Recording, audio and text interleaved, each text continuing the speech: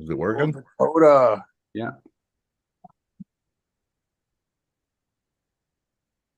Boom. Oh, on the other, I had to rotate pages. I was watching a commercial. Dakota kicking ass.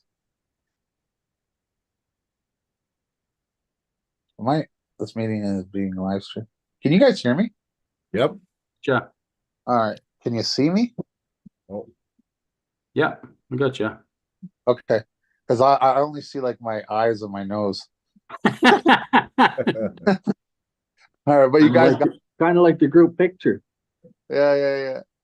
Hey, Brian, kick it off, buddy. okay. Another episode through the fingers. Tell Cody. I gotta stop the share screen. Did it stop? I don't know, but Oh, I Cody, screwed it all up. I screwed up the whole intro. Oh well. Anyway, we're kicking it off. We're here with Ian Carnegie with Mac Arm Wrestling, and we got Mark McPhail on, Jody. What's your last name, Jody? Harper. Harper and Cody King. And I think you're muted, Cody. Just let you. How does he unmute himself? I'm not right there, the phone. lower left. Yeah. Maybe swipe because there's Cody, swipe down, check the different pages, look for something that can unmute yourself. There you go. He fucking turned his camera off. he unmuted himself already. He fucking just took himself. Well, he'll figure it out, man. He'll figure it all out. right. So, Got it. Yeah. So why don't we start off with maybe last weekend? Yeah. Or whatever you want to talk about, Ian. Yeah. Oh, you want me to kick it off? Well, yeah, you kick it off. I think you want to cover your event that you just did? Well, yeah. Okay. So basically, Jody Harper and I, we decided that he puts on an annual event in PEI, and last year was a great success. And he asked me if we could do a collaboration event, and I said sure. I mean, I said he said, well, it's a lot. It's like I think it was going to be 25 matches, Jody, and then it ballooned up to 36. Actually, last year we had 25. This year we had probably about 32 on the card by the time I talked to you.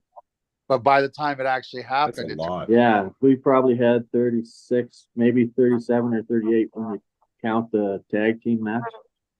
And I remember somebody was on Facebook and they're like 30 something matches. That's going to take forever. And I commented, I said, well, under these rules, you'll be very surprised. And that guy, I forget his name, but he came to me after the event and he said, man, you really proved me wrong there. I said, listen, that's what this is for.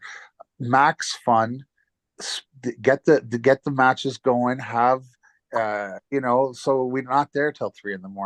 And I just wanted to like bring in Jody and Mark and Cody because this is their first experience with the tables, right? And so they had no previous experience whatsoever, correct, guys? Right. Yeah. You guys ran the Mac tables? Yeah. And so we started the event at 1:30, and I think it was like between 5 and 5:30 when it ended. Imagine 35 that. matches. That's telling pretty good, man. That's pretty good. We didn't rush. Jody, Mark, Cody, was like, hurry up. Was I like that at all? Let's go. No. I was pretty relaxed. If anything, guys were telling me to get back to the table because my parents were there and I was shooting the shit with people.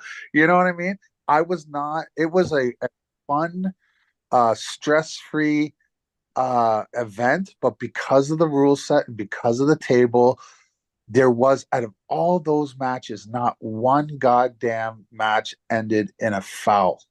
There was one match with Barry McDonald and Rick Edmonds. Barry lost in 3 fouls. That's the only one I've seen all day. I wasn't a ref for that then, eh? I'm not sure who ref that. Yeah, I was refing that one. Oh, fucking Mark, you ruined it. You ruined the perfect Oh, damn it. Okay, well, but it was only one match in. It wasn't like the whole super match. That Yeah, was the. and then, yeah, that's right. In their best of five, it was one match that ended in him continually staying off the back of the pad. Yeah. Out of 35 Oh, matches. That's still, you know what? You can't get too upset over one. no, I'm not. I just oh, by the way, we had remember I was telling you how the table was very, very safe and stuff like that. We had a near um injury for the first time. Okay. But X came back and there's nothing wrong. You're not going to eliminate all injuries. Like it's still part of the sport, right? Yeah. So don't beat Yeah. yourself up over that. You got a pretty good track record so far. So far, and when she went and I like I've been in contact with her right from like since it happened, and she's been updating me, and she got her x-rays done, came back negative. Nice. Okay, Cody, can you say something so we can hear you? Yeah, I think I just figured Yeah, it you're out. Fucking there he goes. Right on. All right. So why don't you tell us about what you liked about the table and your experience? I really like the elbow leniency, the 3/4 inch pad that was below the pin pad. I thought that was a really good idea. And I also really like the set grip. No fooling around in the golf. Just close your thumbs, close your hands, go. I really appreciate that. It's different though, Brian. It's not actually a referee's grip. It's just I'm setting the grip. Like if you move your shoulder, it's not like a foul. You know what I mean? It's not a ref's grip, and we do have a ref's grip. It's just the same grip, but then you can't move shit. Do you get what I'm saying? Yeah. If guys are messing around, but I don't even think we had one of those, did we, Mark?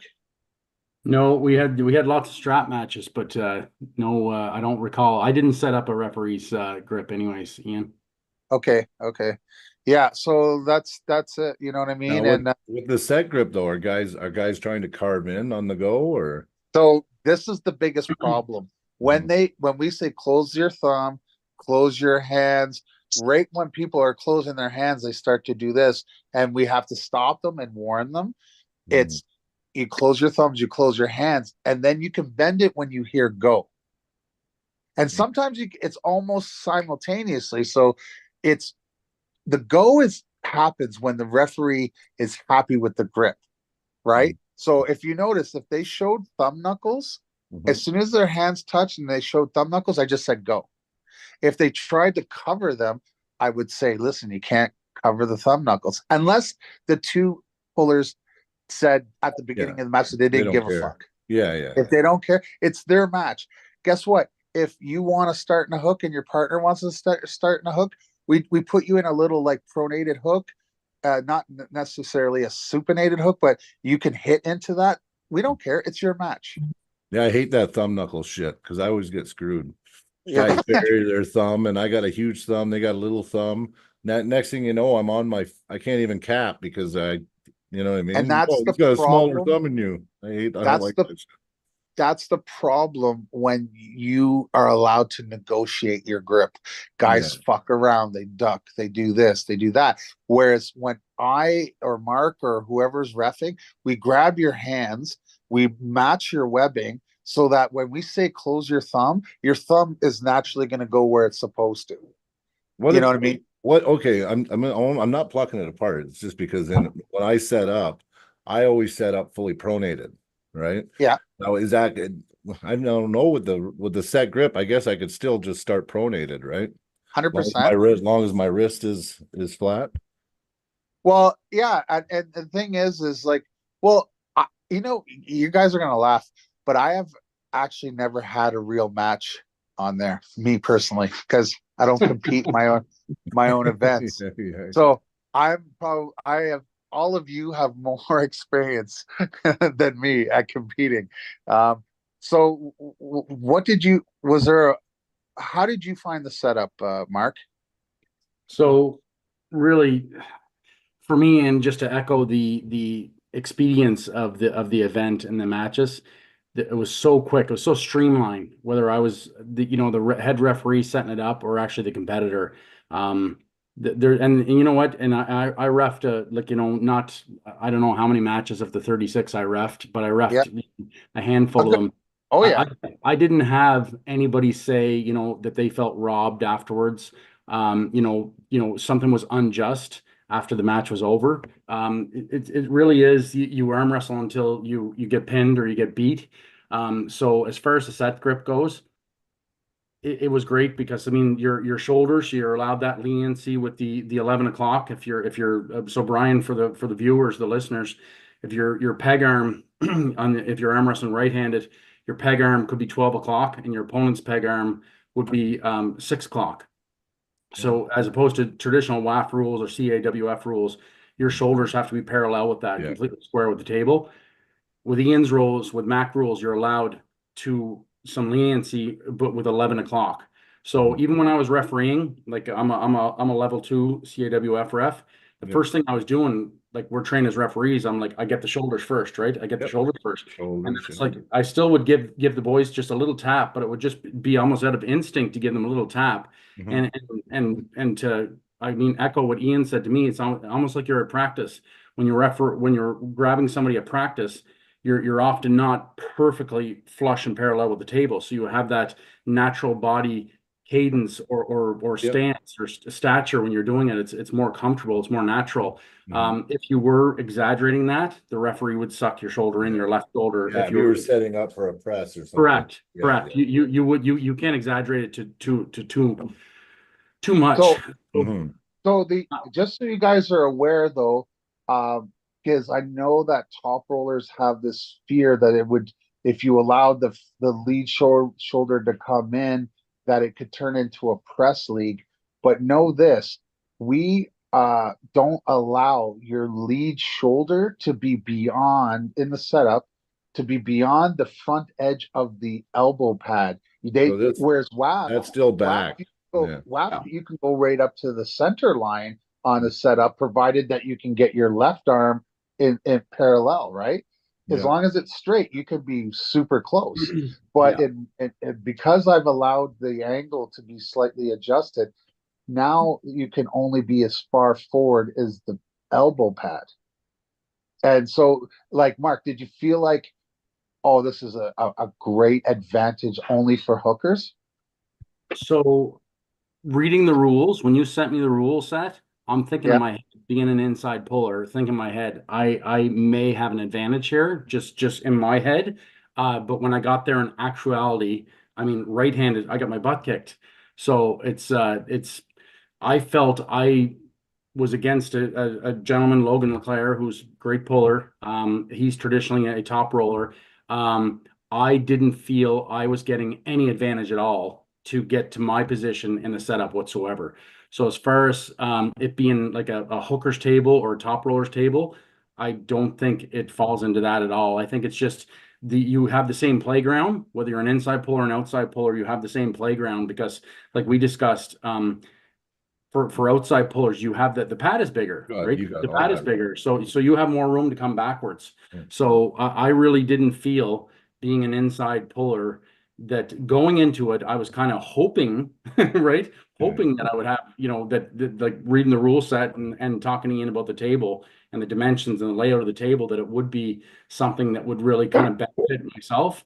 But I didn't feel in the setup that it was a huge advantage for me whatsoever. So I think it was fair. I think it was fair. I don't know about Jody. I mean, you're kind of evens out so much, right? It does. I mean, Cody's an outside puller, but I mean, with his hit against his opponent, he ended up kind of pinning the guy kind of straight sideways. So I'd like to hear Jody. I mean, you're an outside guy, but you also go inside. What's your thoughts on it? My thoughts are, for me, I had a hard time getting outside. Maybe I'm just old and a little slow to learn things, but I think with enough practice, I could figure something out. But I just couldn't get outside at all on the weekend. I ended up going inside. I think with it could be Jody, me being slow. It wasn't so much that Jody's slow.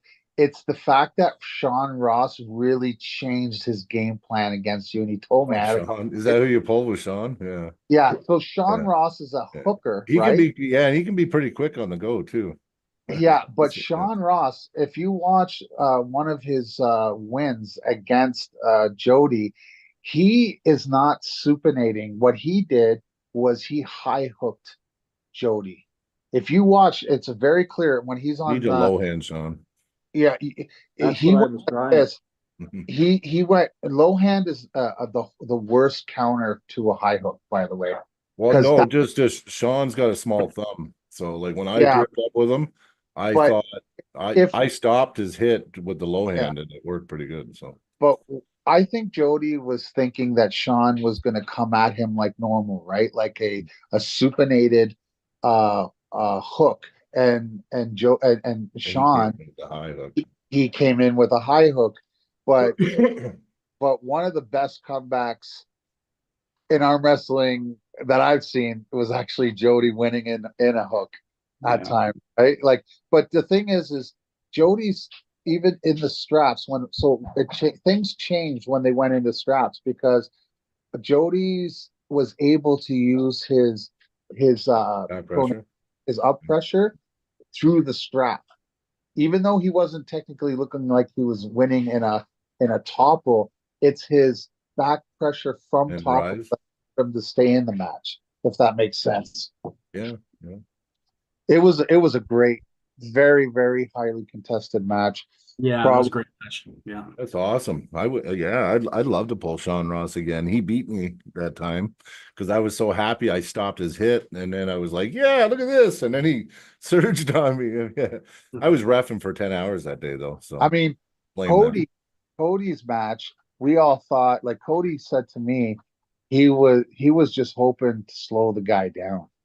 He didn't expect to like, well, for lack of a better terms, like kind of annihilated him, didn't he, Cody? Like it was it like he was just as shocked as the rest of us to see it. But you know, I have a lot of ideas for the East Coast, and obviously we're gonna come out and work something out with the West Coast too. But I had no idea the level of athletes that are and the amount of athletes that are in the East Coast right now.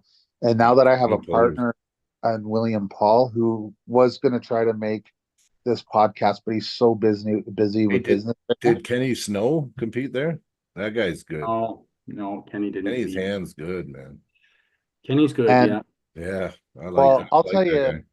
Mark's teammate Patrick McKinnon is he's going to be Canada's best That's left hand. that young big guy, right? Yeah, yeah. He's going to be Canada's number one lefty in no time. In no time. Yeah. And that means beating everyone. And yeah, including that guy. Yeah. He's that good. He's that good. Right on. Any Yeah, objections good. there, Cody? Nope. Fuck, you look Pretty like sure he was Dracula right now. not eh? last year, the year before at Cody's Nationals, he did pretty dark. good, didn't he? He's only like 20 years old. How old is that guy? So he turned 21 in June. Yeah. Yeah, yeah, he's got a big future, man, boy. Yeah. Yeah. Mark, He's got to win. He beat Josh Bellin last year. It was Yeah. Josh. I mean, anybody in the sport in Canada I- knows Josh Well, I Bellin. know Josh because I'm from Yeah. out. So Patrick beat him last year, lefty. Yeah, They both banged each other up and kind of hurt each other. But Patrick was kind of done after that match, and Mike Gould put him out of the event. But prior to that, Patrick had quite a battle with Rick Heidebreck, and yeah, so that was the level he was even a year and a half, 2 years ago. Yeah. And he's just being so young, and his trajectory in the sport and his strength, his ability, his experience is exponential. So like Let's hope he stays with it. yeah, so for me, having him as a training partner, Yeah, I imagine. it's like I didn't even know, like my left, like Jody accused me of sandbagging it, but my left was beat up. My left was beat up, and I don't know if it's just from having Patrick as a main training partner. I feel like I can't do a friggin' thing with the guy. So Well, you like, are what you surround yourself with, right? well, it is, but like he's so strong. He's so strong. It's just like it's almost like he can let me get position and try and get for the pin, and I'll just hold. completely be supinated, palm to the ceiling, hold me an inch from the pad. And I mean, the odd time I can jump up and drive my shoulder in there and get a pin, but if you just want to stay outside and pull on him outside, he's just like his pronation and bicep strength is just left-handed is just off the charts. But really, like he had a significant drop in weight, body weight. He was really big dude. He's about 6'4", young man, and he was like in and around 400 pounds a year ago. Yeah, that's what I Really see. He was a big guy. yeah, really big dude, and he just for his health, he started cutting weight dramatically and had a significant weight drop. So he's sitting now like he got as low as 285, and I think he went up a little bit for the match in He's PEI. my weight. Yeah, he's my weight. He's about 295, something like that. And now tonight he's in my gym now training with some other club mates, and I'll bring the computer out and say hello to Patrick here in a little bit. But we're kind of thinking like, did he have a strength drop? Because I mean, you think you drop like over 100 pounds, you're gonna have a strength drop. Like that's logical. But Depends. and I was telling people, I said, if he did have a strength drop, I can't see it on the table. It's like I'm not seeing any difference in his strength on the table. And like, I mean, Jody to me right now is probably number 2 in Atlantic Canada lefty behind Patrick. If fresh for fresh, tournament for tournament, Jody's a strong dude lefty, strong dude righty too. But you know, his left, like as far as rankings go, I kind of in my mind had Jody being second lefty behind Patrick, and just seeing Patrick go and you know pin Jody and Logan like he did in that event, it just kind of in my mind solidifies, which everybody else you know kind of knew but was unsure of, like what level Patrick was at. And I think that really just puts a nail down that he really is at that level. Like he is really a super high level puller. I mean, he is. I'm talking Ian. I mean, like I'm talking, he's up there with the very best super heavyweights in the country. I Like, and I'd bet money against all of them. look, I needed to feel it for myself, right? Because I was getting in awe of watching this guy, and Mark sandbagging. What he really means to say is he just allowed Patrick to stay on the table and just keep going through guys, right?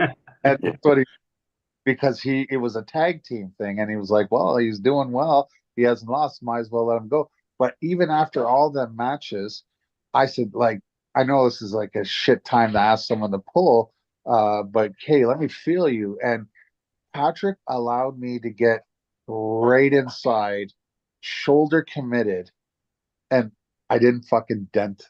Nothing. I didn't. It was like it was like I've never felt so irrelevant. Do you know what I mean? Like there was zero I could do, and he was being nice with me. He just like, okay, here you go. You know what I mean? I'm like, goodness gracious. Like I already think, and I know that people are gonna say whatever, you know, maybe I'm gaslighting or whatever, but my thought process is, and I'd have to see him compete against bigger and badder for it to be realized. But my guess is his left arm today is stronger than my right has ever been. I mean, and we're talking about, I've beaten world champions, I've beaten Travis Bajan, I've beaten some of the very best guys in North America. Okay.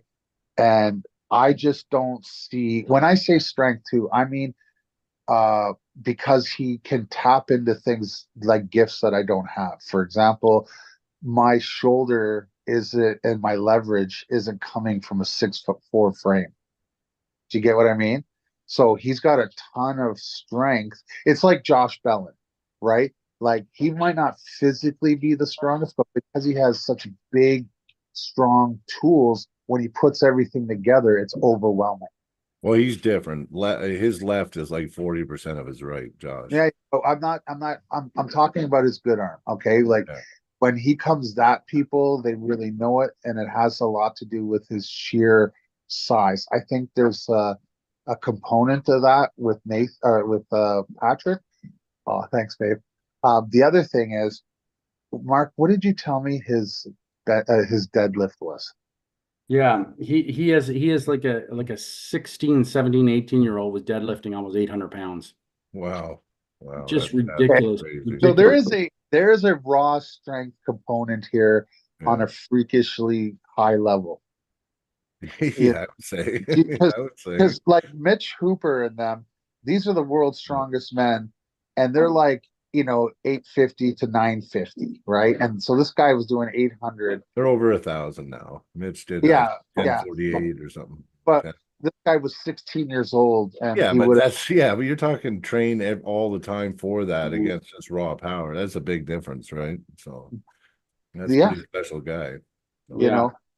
So Yeah, Cody, very, very little training. I think he told me like he did 780-pound deadlift, like just like being a Just gym no dude. straps. Like No just a straps. gym duder. Yeah, Yeah. that's Yeah. crazy. So it's Yeah, just well, no wonder. Good ridiculous luck, strong. guys. Good luck, Yeah. guys, with that guy. Yeah. Yeah.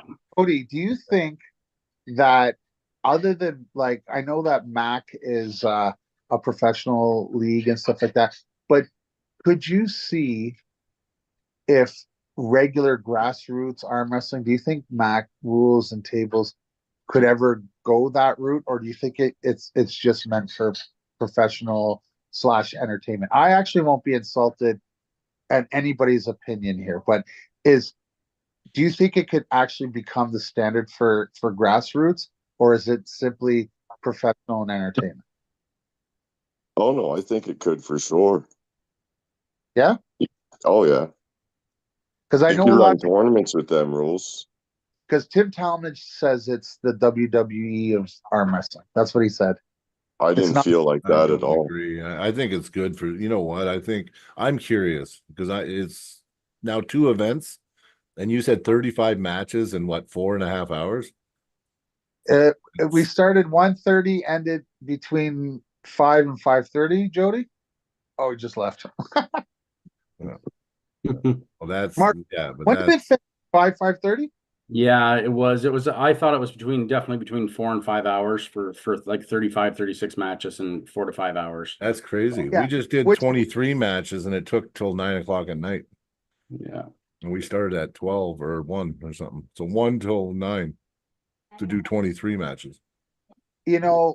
and like even with what you're doing, and even if you stay with regular tables and stuff, remember that this is your league, and you should be able to dictate to the referees how you want your event refed. Okay, you really should. Stop. Some We, refs we are going to argue that though, right? Yeah, of course. But you know what? Then you don't hire them. You hire No, the I one. get it. I get it. I get it. You, I'm a you level 2 ref, and I've had to deal with all that already too. So Yeah. Well, here's the thing. Everybody is so worried about getting canceled by WAF. You know what the truth is? WAF should be worried about all of us canceling them. canceling them, yeah. We are the product. They're simply a platform. And whenever platforms think they're bigger than the product, we need to rebel. And I would argue if I ever got like that, I would want you guys to check me as well, because I am trying to make an arm wrestling league from a perspective of an arm wrestler, not a businessman. Mhm. I'm like, what would I want to do? How would I want to pull? And what is important to me? Arm wrestling, action, getting the job done, not having an argument with the referee, just fucking close your thumbs, close your hands, and rip. Do you get what I mean? And I think everyone that experiences Mac has that same, whether they win or lose. Like Mark, look at how Mark is talking right now about the event. He admitted that he lost. You know what I mean? He Yeah, lost. he didn't And feel cheated at all. Yeah. but he didn't feel cheated. Yeah. Did you, right, Mark? You didn't feel cheated. You didn't feel like, No, that's exactly right. Like, I mean, it was like I went there as perhaps a bit of an underdog that day. I thought I had some tools to deal with Logan that day, and things didn't work out my way. And you recoup and go on. But no, exactly. I'm feel I'm a pretty good sportsman, and Logan was the better man, and the table and the rules had nothing to do with Logan beating me that day. He just beat me. He out arm wrestled me that day. So there's no soreness there. and I said that to I can't remember who I was talking to, and So when I heard the matchup initially, I I I thought you would kill him. I just that's how ignorant I am to the level of Logan, right? And but I know you. I've known you for over 20 years, Mark. I just assumed, well, Mark's gonna get his hook in and that's gonna be it. So for me to see the level of arm wrestling, uh I'm very much interested in investing out east and investing out west. East You has got the same, strong dudes out there, man. I've pulled some of them. listen, and here, okay, in Canada, Quebec and Ontario get the most notoriety. We get the most big events.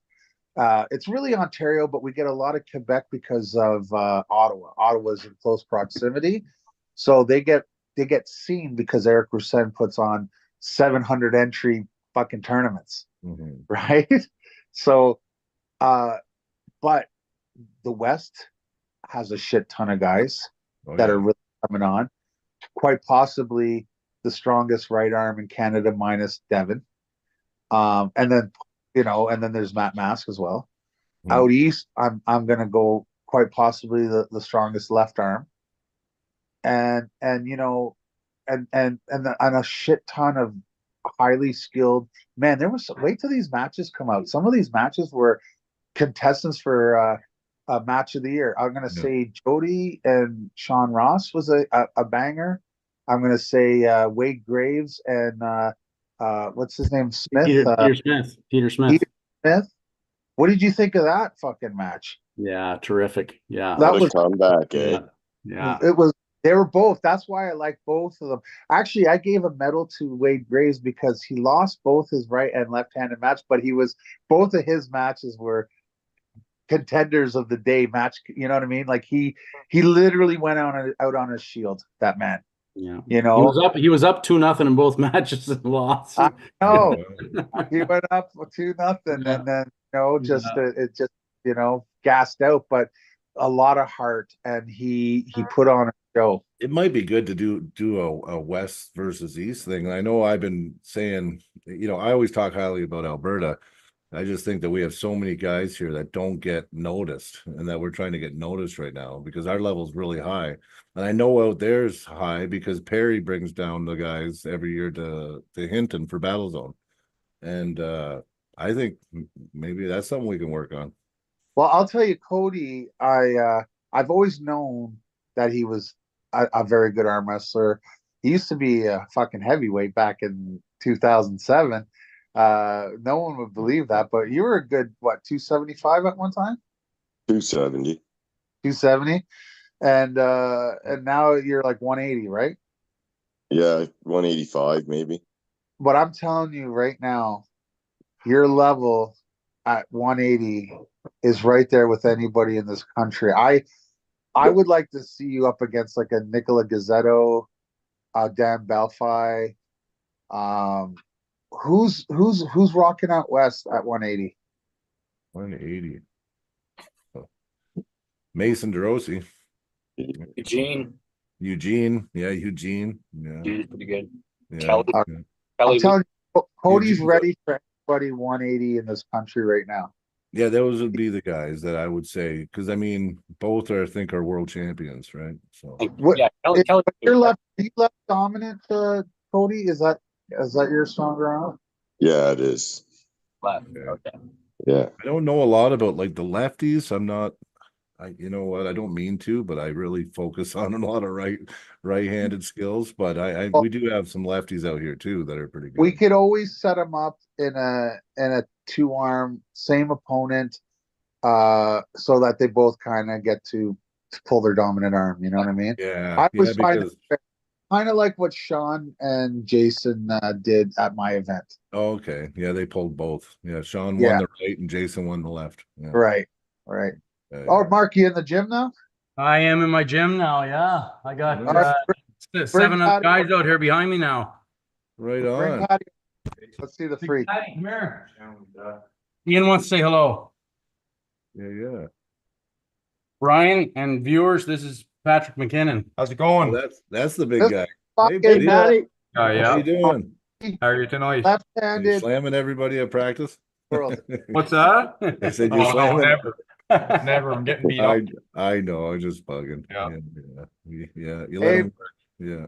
I was Yeah. saying this is introducing the future Mac super heavyweight champion of the world, Patrick McKinnon, right here. Right Yeah. on. Yeah, I've seen you. Someday. Yeah, good pulling, buddy.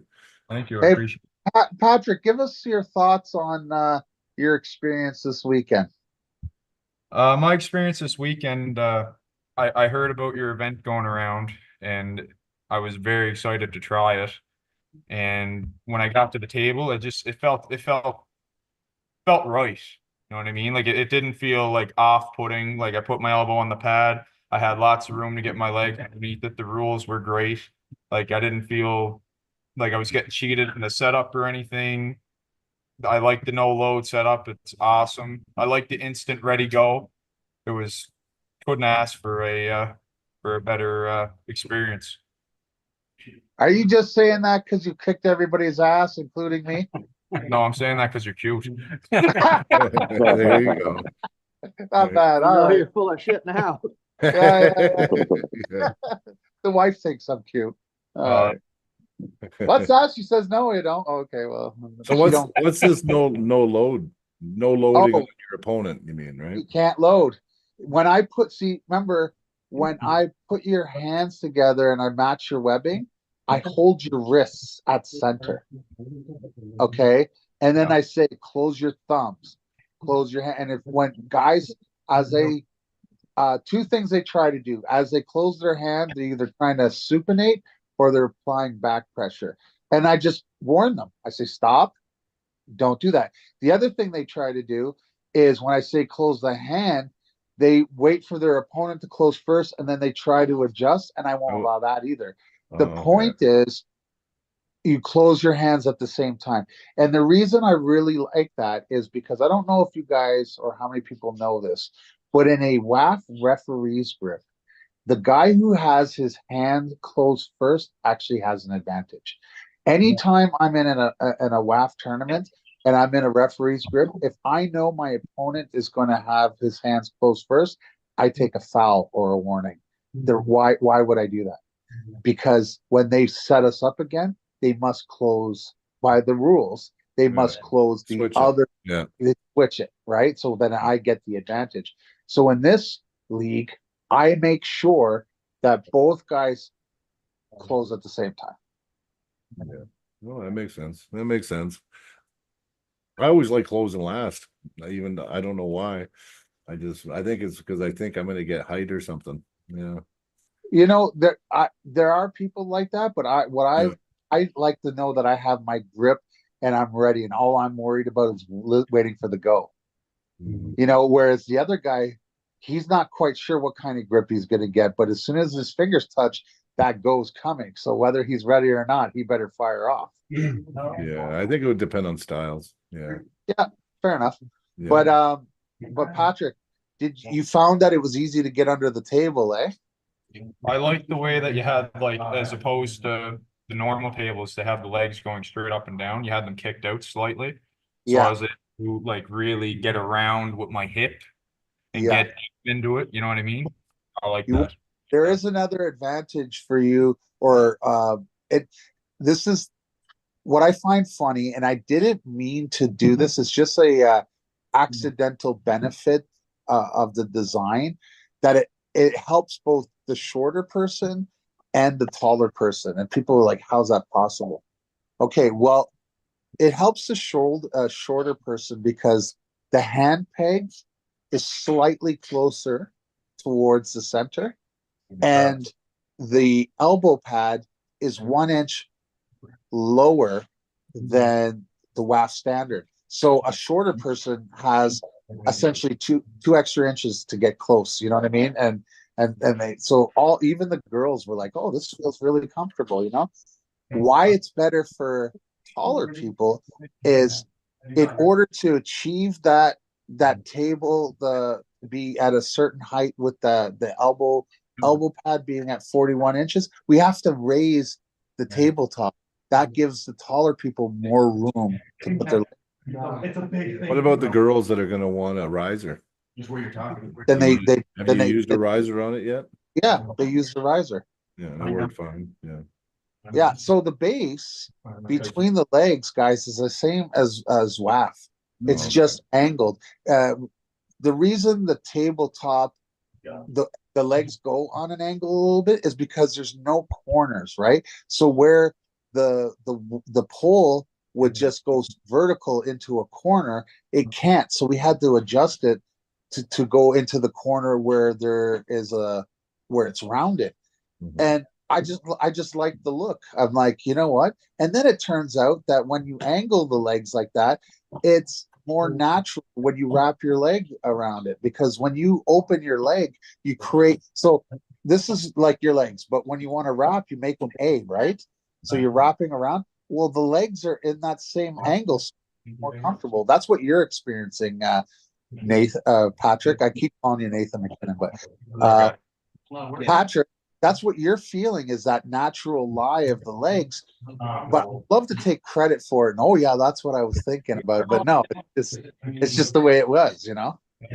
No, well, it worked out excellent for me. And like, I like to be big at the table. I'm sure you noticed I like to get all on my tiptoes to get my arm up. You know, and I didn't at all feel that the table was too short for me or anything. It felt, couldn't ask for it to feel better. No. And let's not just focus on rules and table. Let's talk about what's really important. And that is, we all had fun. It was like a family atmosphere. Everybody, nobody was swearing at people. No one, like, we all know that there are events that can get super heated, and competitors get heated between each other. I think a lot of that happens to happen when people think that they're being hard done by. And I don't mean that in a facetious way. I mean that for real. Sometimes if I think someone's fucking me, a referee or whatever, I'm going to get mad. You know what I mean? And I'm going to say something. And then that person who believes he's doing right, he's going to get mad at me. And then I didn't see none of that. In 2 events, we've had 0 of that. I try You to know? think evil thoughts about my opponent, though. I get really mad. I'm like, he's got Well, kids Brian, when you back. come I'm gonna kill over, this guy. when you come over to Mac, when we Yeah. convert you to Mac, you can be the evil guy. No, I don't say nothing. I just prep that they got, you know, my family and relatives buried out back in a fucking dungeon, and I'm gonna kill them and save my family.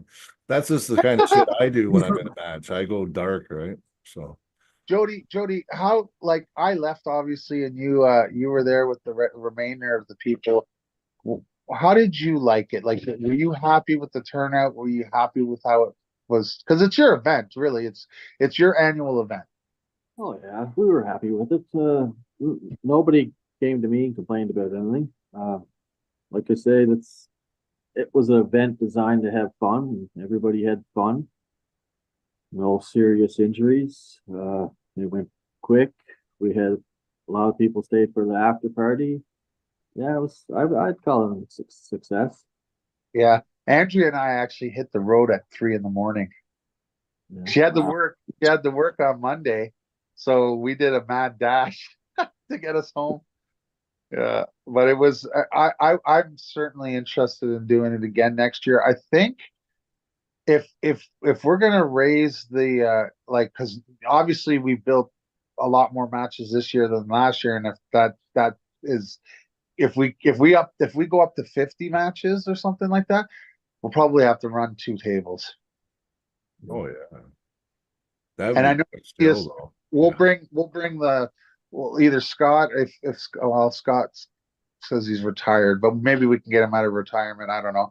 Or we'll bring Matthias, and we'll do the big camera setup and all that, and do it real professional. Did you guys stream or record any of the matches? We did record it. We actually recorded on a very good quality camera, but we only just had the one camera.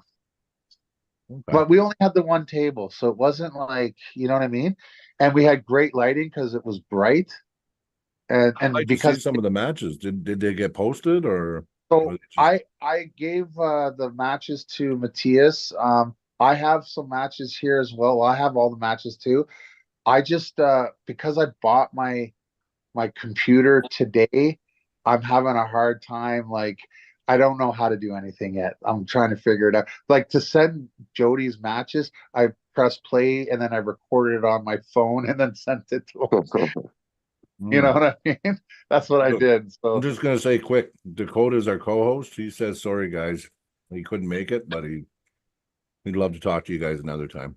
oh yeah, He we'll just bring posted him. in the chat, so I just thought we are short a man tonight, so. Yeah. Yeah, and JJ said the same thing for Mac. Mm. He was like he's taking his kid to a baseball game, so he wasn't able to make it. But I'm glad that I had the opportunity to come out east. Not just this time, but what really kicked it off for me was when I went to the Atlantics. Now, the Atlantics ran a lot better, in my opinion, and you guys can tell me what you think, but then Nationals. Like, it seemed like Nationals, everyone was getting fouled out. But Yeah. Atlantics was under WAF rules. They seemed to, I don't know, there were some really good matches there. Am I wrong here, or is it just Mark? What was Atlantics like? We got some really high level refs in the East, and I find with Rick Pinkney and a lot of the refs in East Coast that are under his tutelage, there's a high level. So even with Rick being around since the inception of Nova Scotia arm wrestling, Yeah, a lot of pullers that came up through Rick Pinkney being the head referee for it, I yeah, find that Rick is one of the more stricter referees, like by the rule set, and he was president of the Canadian Arm Wrestling Federation for many, many years. right. I find that there's a lot of East Coast pullers that will tend to cheat less, if you will. Yeah, They'll not try and push the envelope too much in the setup, because they grew up and went through the ropes with Rick Pinkney always kind of being there. And I find now on to Rob McNamara is kind of taken over. He's the president of the head ref for Nova Scotia Arm Wrestling right now. And Rob's a great level ref. Perry Brome was there. Scott McGinnis. I mean, we have a lot of pretty good quality referees in the East Coast, and I find they can kind of keep. And there's a lot of respect, I find, too, with the pullers. yeah, Everyone knows each other, so if there's a lot of respect between the pullers and the referees, they're not like there's no agitation or animosity between calls, if you will, for the most yeah. part. So I think they listen pretty well and get it done. But I mean, to your point, Ian, it's the same rule set. But yeah, maybe you're probably the best judge of it. You were there at Nationals and at Atlantic. So if Atlantic's ran smoother, then that's kudos and accolades to the East Coast guys. Well, it was such a good event for me. Like, when I saw it being ref there, and the matches ending and actual pins, I started to question. I said, well, why can't all WAF events be ref like this? Like, Yeah. do you understand what I mean? Because that's a lot more uh palatable for me. You know what I mean? When I get to watch arm wrestling, that actually you get to see the guys arm wrestle, and but the point. So there was that, but it was also the skill level. It was, getting on the practice table with Jody Harper, and I had to fucking hold. I had to really give it to. You know what I mean? And I wasn't expecting that. I wasn't expecting any of you really to do anything with me. And then all of a sudden there's a handful of guys of Sean Ross, yourself, like Guy Patrick. Patrick's above me, left-handed for sure. And then when Jody said, "Hey, do you want to do something?" I was like, "Yeah, I'm gonna jump all over that," because once we get all these matches up and put on, more people are gonna get exposed to not just Mac arm wrestling, but all them East Coast wrestlers. I gotta say something though. So this is, remember before, Ian, when we talked a long time ago, my concern with the rules, all the different rule sets, is guys are gonna get accustomed. Like, we're pretty lax here in Alberta. Any kind of bobble without a position gained, we do let it go. Like that's just how we do it. But when Yeah. you go to nationals, you're not going to get away with they will call it a nationals, right? So it's Yeah. very important that people know the rule sets. And it sounds like the people that competed in the Atlantic one, they're very familiar with the rule set. They just stuck to they're good pullers and they stuck to it, and that's why you've seen more pins and fouls.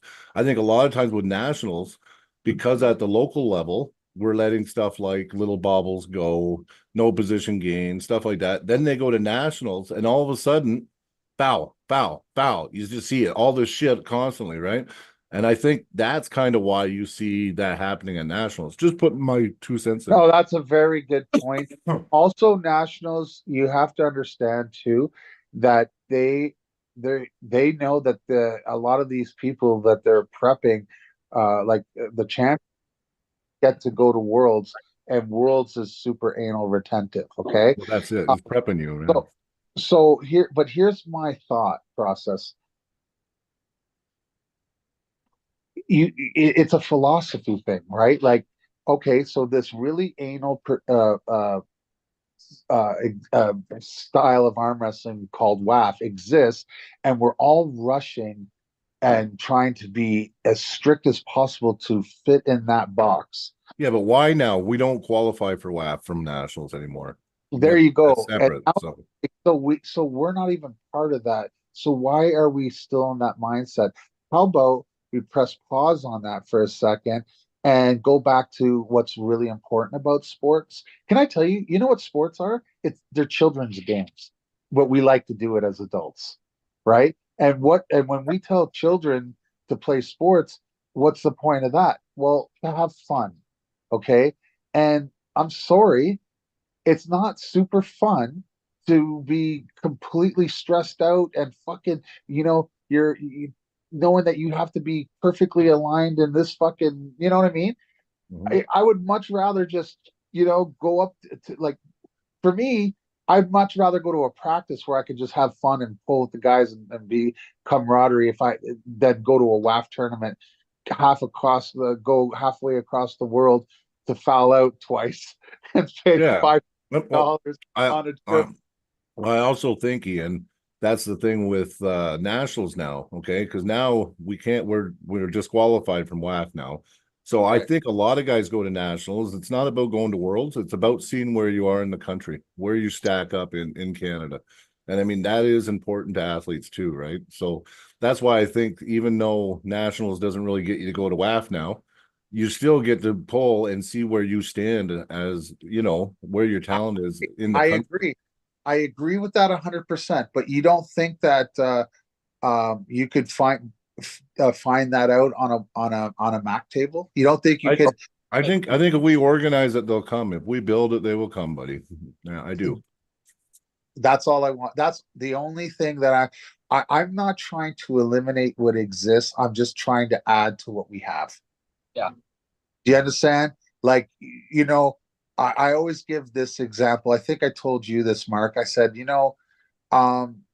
the NFL, they have 11 men on the field. They have a 100-yard field where the uprights are in the rear of the end zone. In the Canadian Football League, we have 110 yards. Our uprights are at the front of the end zone, and we have an additional man. But you know what? They're both called football.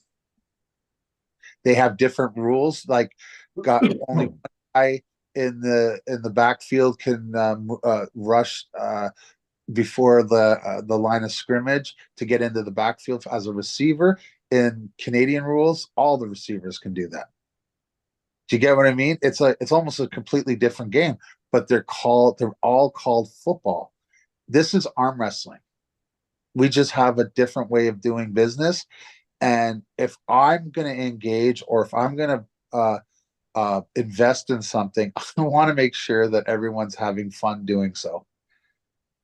And that's just the way. That's my goal is to have. If you come to our event, you're going to get to arm wrestle. You're not going to feel cheated. And if you do foul out, like that one guy that you said, Mark, he deserved to foul out, didn't he? Clearly. If you're muted. Yeah, no, he he was he was trying to get it of Rick's power. He was pulling backwards. He was not questioning the coming off the back at all. And just like you said, with the rules, Ian, it's like he's off the back.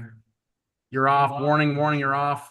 Stop the match, foul. Like, it was just continuous. He knew he was fouling and was purposely trying to go there, right? So it's Yeah. and there was no hard feelings about that foul and that block. You can feed a horse to water, you can't make it drink. Yeah. So,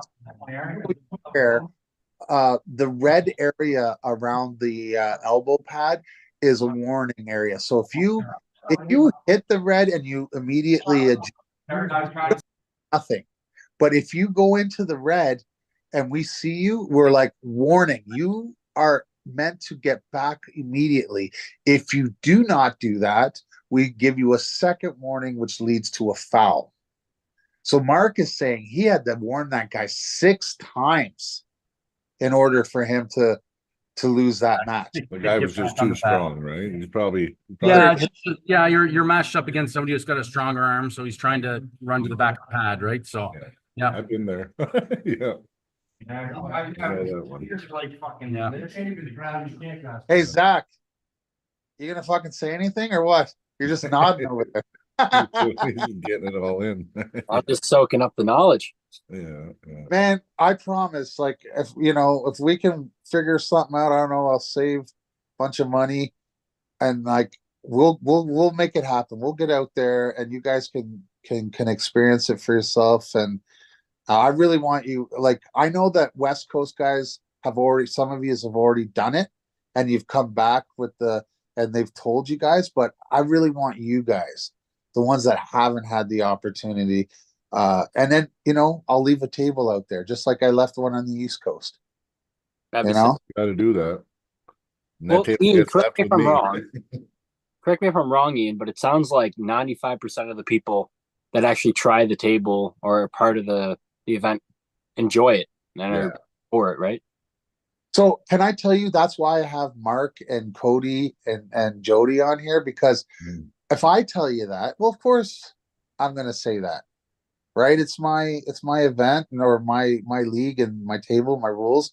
Obviously I'm biased, but really what I wanted was guys with, like the 3 gentlemen that are from the East Coast on this right now. You cannot question their word. You know what I mean? If they say it, it's the truth as they see it. You know what I'm saying? And I just wanted to hear them and for people to hear them say what they felt. This is what they liked, this is what they didn't like, or whatever. Instead of having people come on here who's never experienced it and just give a very biased opinion about it, I find that unfair. And I think finally, and obviously that includes me, right? Because if I'm obviously selling a product and I'm trying to convince people, so I get my chance to say those things. But if I'm the only one speaking on it, then does it mean anything? Yeah. It means fuck all. Yeah. You need some people with some reputation. To be fair, I really tried to get a hold of Chris Scott, because I would have loved for him to come on here as a hater. He was a hater of this, and admit that to me that he completely changed his viewpoint and said this is the only form of arm wrestling that he believes that have a chance to make it mainstream. He didn't say it would make mainstream. He says this is the only form that he thinks has a chance to. Yeah. Do you know what I mean? Because right now, like, I love everything you're doing, Brian, but you just admitted that even with the amount of matches, it took you forever. Like that. Well, we did take a couple hour break. We took an intermission. Oh, okay. Well, you didn't say that. Yeah. Like, yeah.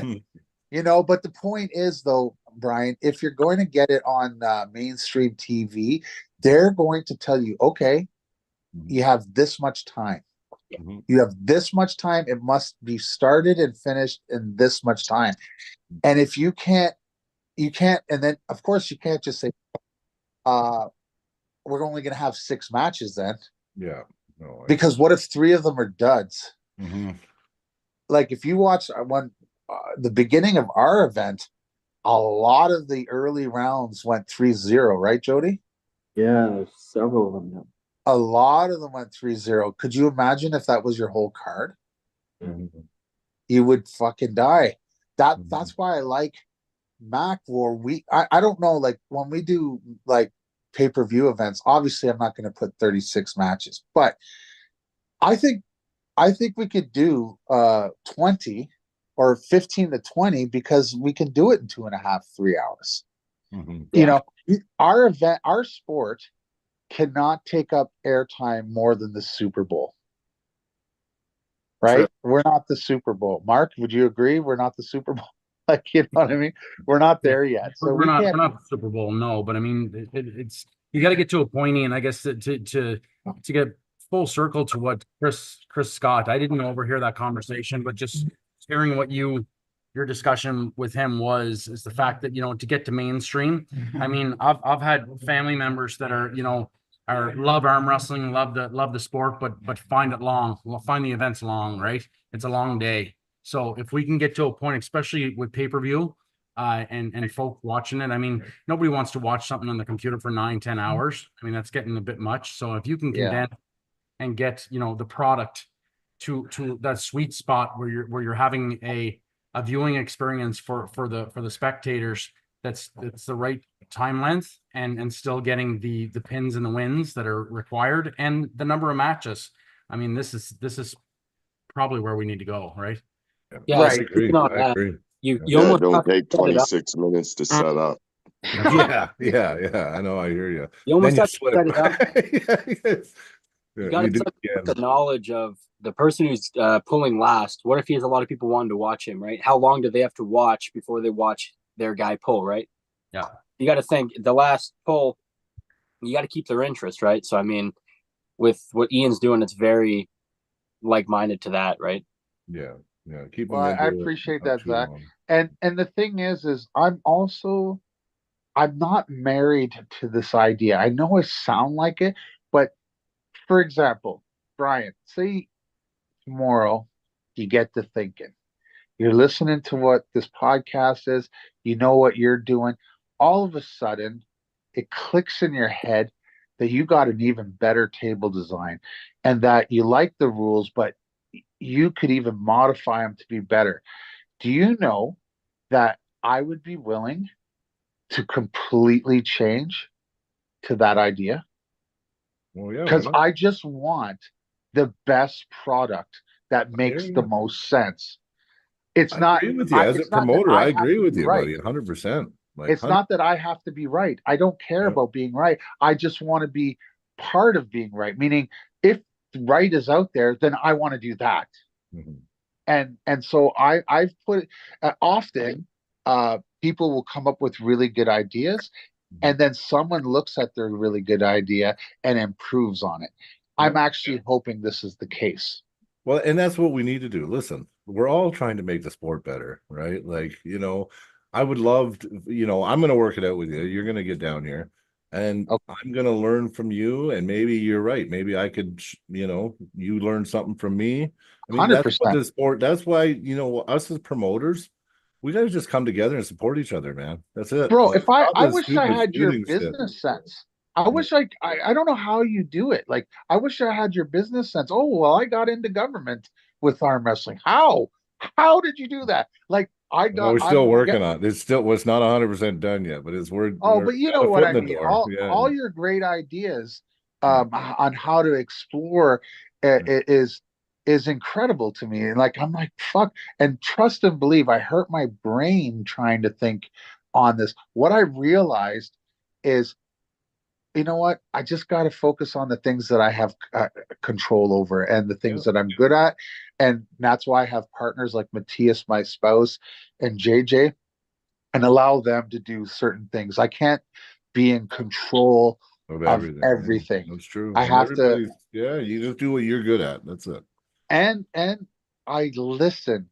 So when the earlier iterations of the tables, um, I thought the very first table I made was the one that was going to do it, and guys are like, Ian, he can't really, because this, that, and the other thing. Oh yeah, you're right. So I went back to the drawing board.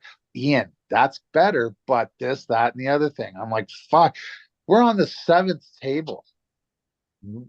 And we're still making refinements. You know why? Because if it can be better, then let's make it better. Why stop? Do you know what I mean?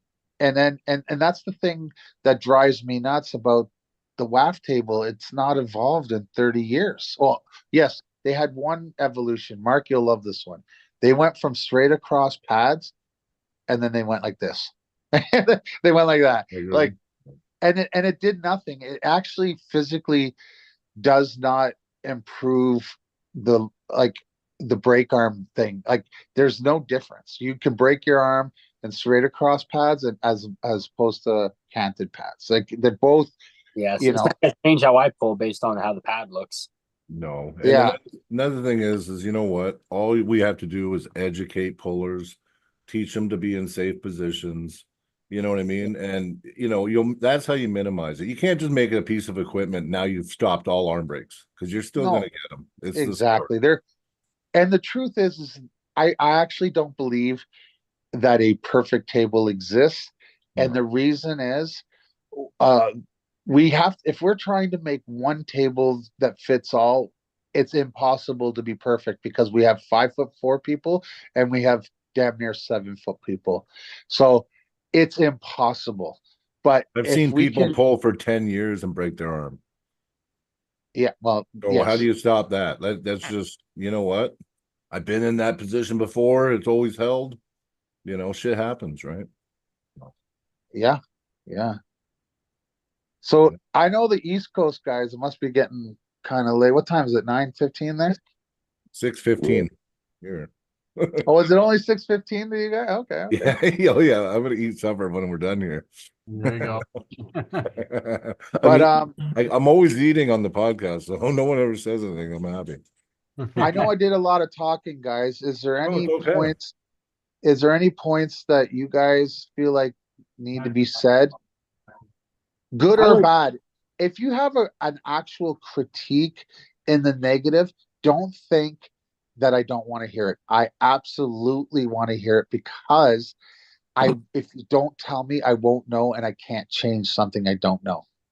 There's one thing that wasn't said tonight yet about the table, which Okay. was probably one of my favorite, was the rounded corners. Oh my God, that's so true. Why Yeah. is that important? Why is that important, Jody? I just find it's comfortable. Like, anytime you're going down, you're always getting your elbow on that sharp corner, but you come home with bruises on your inner elbow. But with that table, you don't. No. Is it actually feel? This is so funny. I have practice on my table. I just don't. When I'm practicing, I'm not hitting people, so I don't get that sense of, you know what I mean. So does it actually feel comfortable? Like you can hit and you're like, wow, it's not there. Is it noticeable? Yeah, it's really comfortable. I thought it was a comfortable table. Yeah, it was. Yeah, I concur. So to Jody's point, like how many times I've come home with bruising and chafing on the inside of your bicep there from riding in on the corner. So that's the rounded corner eliminates that. So I mean, right away, I mean, during a match, you often don't feel that. You feel that, you feel it and see it later on. But it certainly is more comfortable because anatomically, as you drop your body, you're hitting a corner or you're not hitting a corner. So now, isn't that something you corrected, Ian? Because I did. because you remember that one event when the guys were having the bruises? I thought you made an adjustment. That wasn't the corner. That was No? that was the rear slope. What happened was, remember you guys, so East Coast guys never saw that table. So the original table, or the one at Mac 1, the 8x10 pad actually sat in kind of a hole that and there was slopes, okay? And when you hit the slope, you knew you were off the pad, right?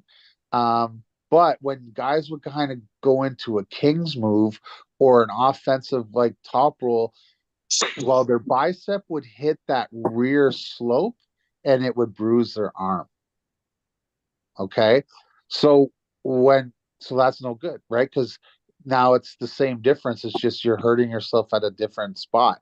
So even if we go back to some slopes, it'll be a three-sided slopes with the rear being so now it's high density foam. So even if you were to go down in that and your bicep hits it, you're just literally hitting hard foam.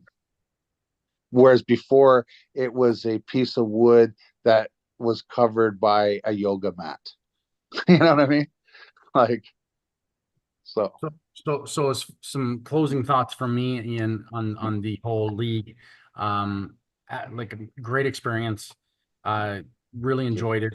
I feel you're at a point now where you just need to continue to have more events. You need to continue to foster more even referees as you're getting going, Ian.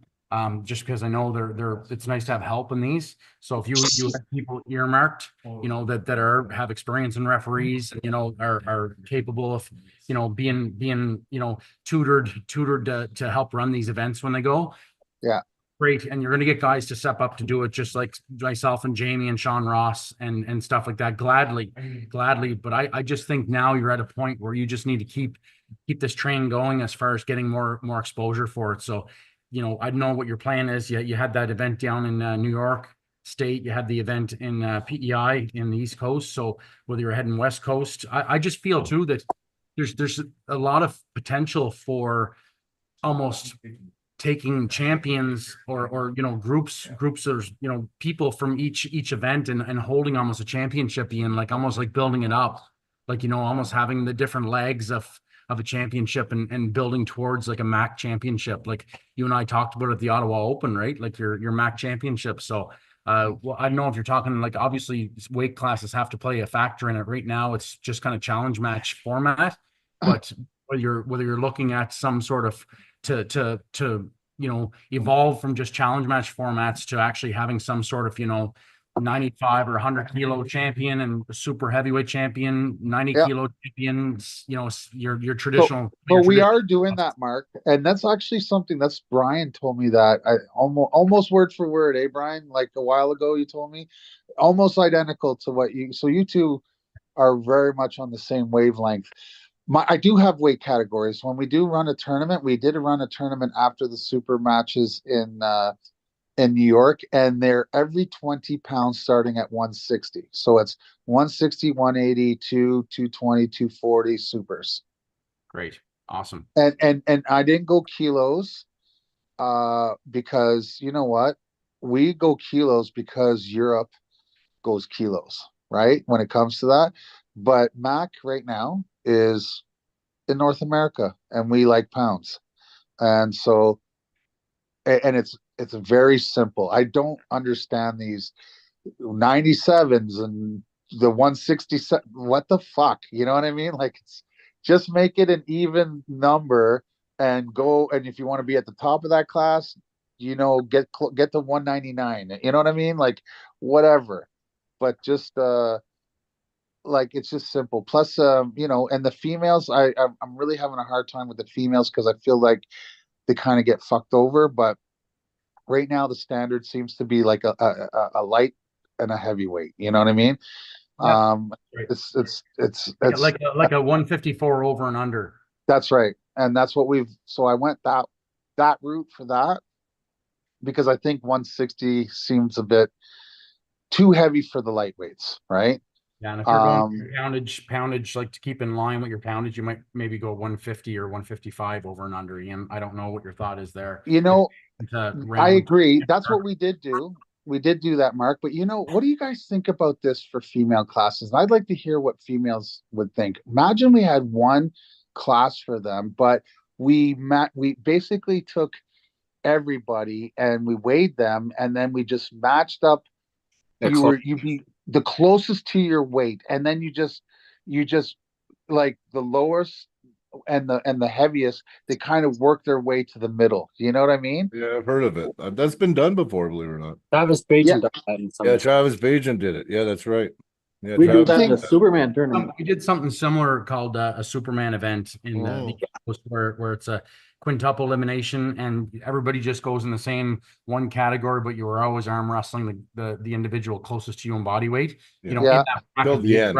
B bracket, C bracket, D bracket, etc. So, but you're always pulling that guy or girl that's closest to you in the bracket. So, I guess Ian, in that sense, yes, I mean you could play with that sort of format depending on your entry level, but or doing the over and under 150 or 155, whatever you chose. It seems kind of standard for the ladies that because I mean we certainly have lots of pullers that are lady pullers that are in the 120s, 130s that are we're doing the over under now. That's how we're approaching it. Just because of we actually all women pull for free at our Infinity. We don't charge. We really want to grow the sport with women. And right now, I think we're doing 155 under. And if you're over 155, you're over. And it's what? I like that. Easier that way. I like that. I think Max should do the same. I think if you don't mind me, I think to help promote women's arm wrestling, the classes, they shouldn't have to pay classes. What do you guys think? I think 100%. We got to grow it somehow. Like we have to grow it somehow. Because I'll tell you something.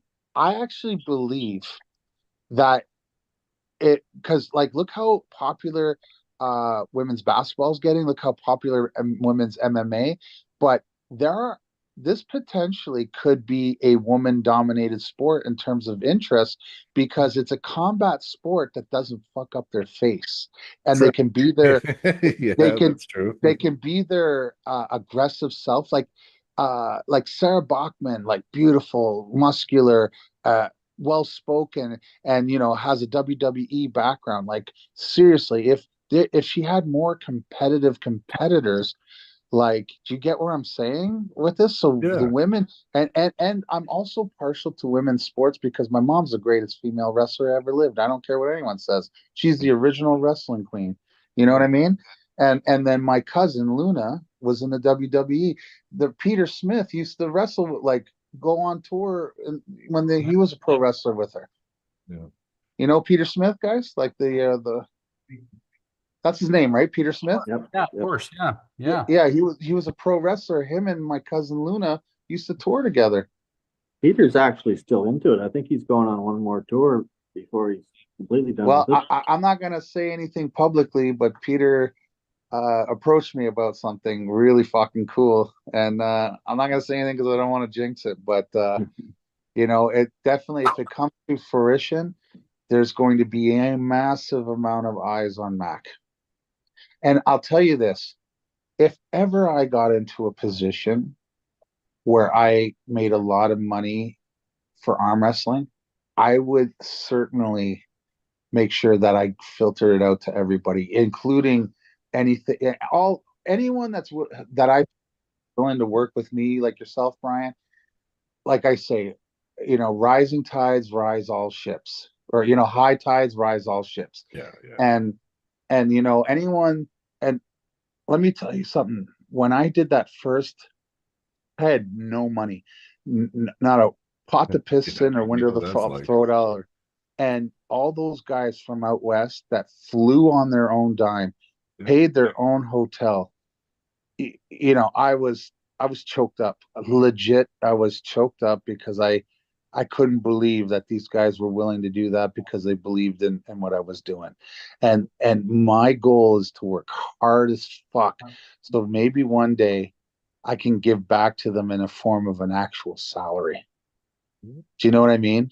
Like, or if not a salary, a very nice payday to the point where they're like, you know what? I'm going to continue being the best version of myself so that I can get that invite for the next event so I can get another one of these paydays. Well, at the end of the day, we're all brothers, right? Brothers and sisters in arms, right? So, I mean, we got to lift each other up, man. That's why, you know what, Ian? That's why me and Zach and Dakota, we got you on again. We love you coming to the podcast. And that way we can give you a platform to help you, right? And I would do this. Any other promoters out there that want a voice and want to come on, you're more than welcome. Always just get a hold of one of us, come on the podcast. Because, I mean, that's what it's about, right? Well, I thank you. This is what my third time? I believe so. Yeah, I think Second so. or third, yeah. Third, This is the third. first time with you, Zach, right? Nope. Oh no, Zach's been on. No, no, before. no, no, no, no. The first time was Zach and me. No. No, I was on the first one, not the second. I didn't make it to the second one. Oh, okay. That's what it was. Yeah. But anyway, the point is, guys, like I'm gonna get off here because I'm a big windbag. But I just I really appreciate everyone here because, like you said, it's a family, right? And I really want, like, there's this boy out your way, Mark, and he gave me his whole life story on a message today. And I'm not gonna get into who it is. We can go offline about that. And I really hope this kid makes it in arm wrestling. He's just absolutely in love with it. He doesn't have a lot of money, but he really admires you. And you know, I hope like we get more of these kinds of guys that, couldn't find their way in life, or they went down the wrong path and then they discover this sport, and now all of a sudden they want to straighten up everything because they got this sport. You know what I mean? Changes your life, Oh. man. It saved my life. So. What's up? Did I make it? Hey, Ian. Hey, buddy. How you guys doing? You look like you could be Ron Jeremy's like the grandson or something, I'm glad you liked it. I'm glad you liked it. I just saw everyone was on. I wanted to say hi. I got off work a little early at the gym, but I had a good workout. But I've been trying to watch the pod at work. But no, it sounds like it was a good event out east. So, not to get too deep into it because I'm falling asleep here, but get this: we did 36 super matches between, I believe, 1:30 to 5:30. good for you, man. That's amazing. Am I wrong on that, Jody? Am I exaggerating? No, there's probably might even been one more than that. We also did a 10-round tag team match too, which actually went really quick I because heard there about wasn't that. much That's cool. someone in. No, That went quick that's because interesting. that's because Patty. Look at that! Hey, go. oh boy! It's upside down. It's upside down. Hey, what did you There you think? go. Did the guys like? Oh, Mark, the I just gifts I just wondered, did you get Logan's belt all shined up yet? Yeah, I'll have to get it detailed. Yeah, I got mine Okay. all detailed. Did the guys like the gifts I gave them? Like what I did, guys, is when someone would win a super match, I gave them a medal. Did they like it? Yeah, Oh yeah, it was awesome. yeah, medallions medal. medallions were a hit, Ian, for sure. Yeah, it was great. It Yeah? was nice. Yeah. Awesome. Yeah, they weren't the typical, right? They weren't just a round medallion, they were. I got one of the Pimp Daddy ones with the chain. Oh, did you? Nice. Yeah, those are the pimps. I didn't have enough gold to do everybody, so I augmented with the. I had enough to do the right, and then I knew the left we were going to run Lefties got the short, Pimp Daddies, yeah. so they got the Pimp Daddy chains. Yeah, Was that like what you had in the States there in New York? yeah, they're the same ones, right? Yeah. So to get it to a decent price, I had to order a ridiculous amount. And then I was like, well, who cares? Order a ridiculous amount. It's these are until someone could come up with something better for a medallion. I think we'll just run those. Oh no, You that's know cool. what I mean? Because it's our logo and it's bronze, silver, and gold. Like, you know what I mean? I like medallions. Like I'm wearing one. Yeah. That'd be Oh, I cool. love that actually. Actually, are you the one? You're not the one that makes those, right? No, talk to Anthony. Oh yeah, Yes. yeah. I'm going to talk to Anthony because what I'd like to do is get the Mac ones done like that.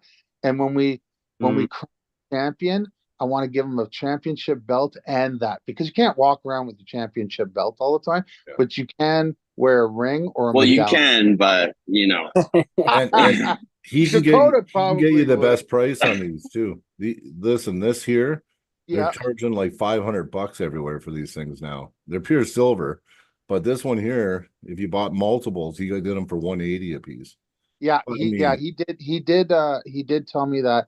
I just didn't have the budget for Mac to do one to Oh, do yeah. that well. Oh no, that's yeah. But match of the day, you just do one for match of the day or performance of the day. That's the kind of shit that I do. I'll Well, buy what do one you guys think of special this? item. What do you, because I know, Mark, you want me to come up with weight category champions, and I agree.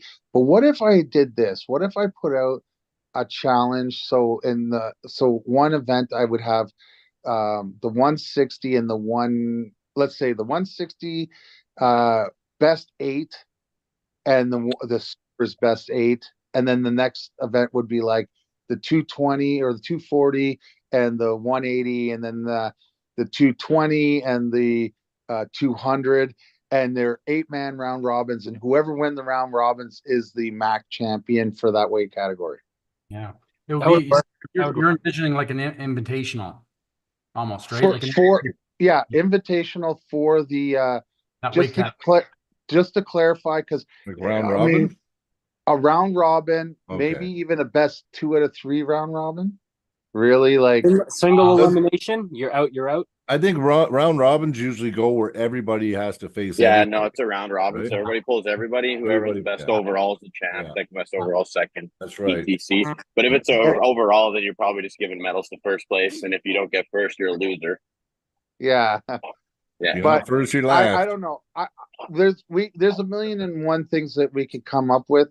I was also, that's what I was telling you, Jody, like we should come up with either, if we're like something different, or like I'm concerned that your event next year is going to be bananas.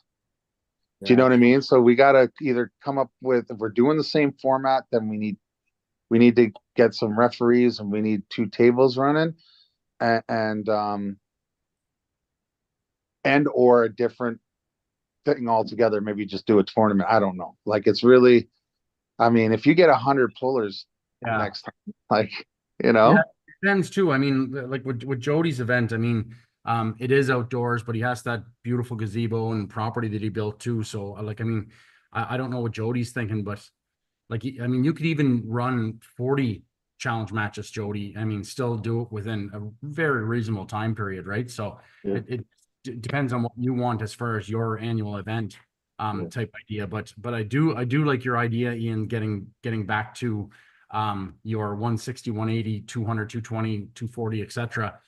Having like maybe having a few challenge matches outside that weight class, but each like each event you hosted would be like spotlighting like this month or whatever it would be the 200-pound class, and you'd have, if it's 8 guys or whatever your number is, and they would have like probably a double round robin, right? Everybody pulls each other twice, and the top 2 guys at the end pull off for the championship, right? That's with the top 2 guys with the best record. So that's the way I've run it before, Ian, is and I wouldn't even do like a best 2 out of 3 one. Like, I mean, say Jody and I are pulling, we're not going to pull each other twice right away. I will pull Jody once, then I will pull the next guy, the next guy, the next guy, the next guy.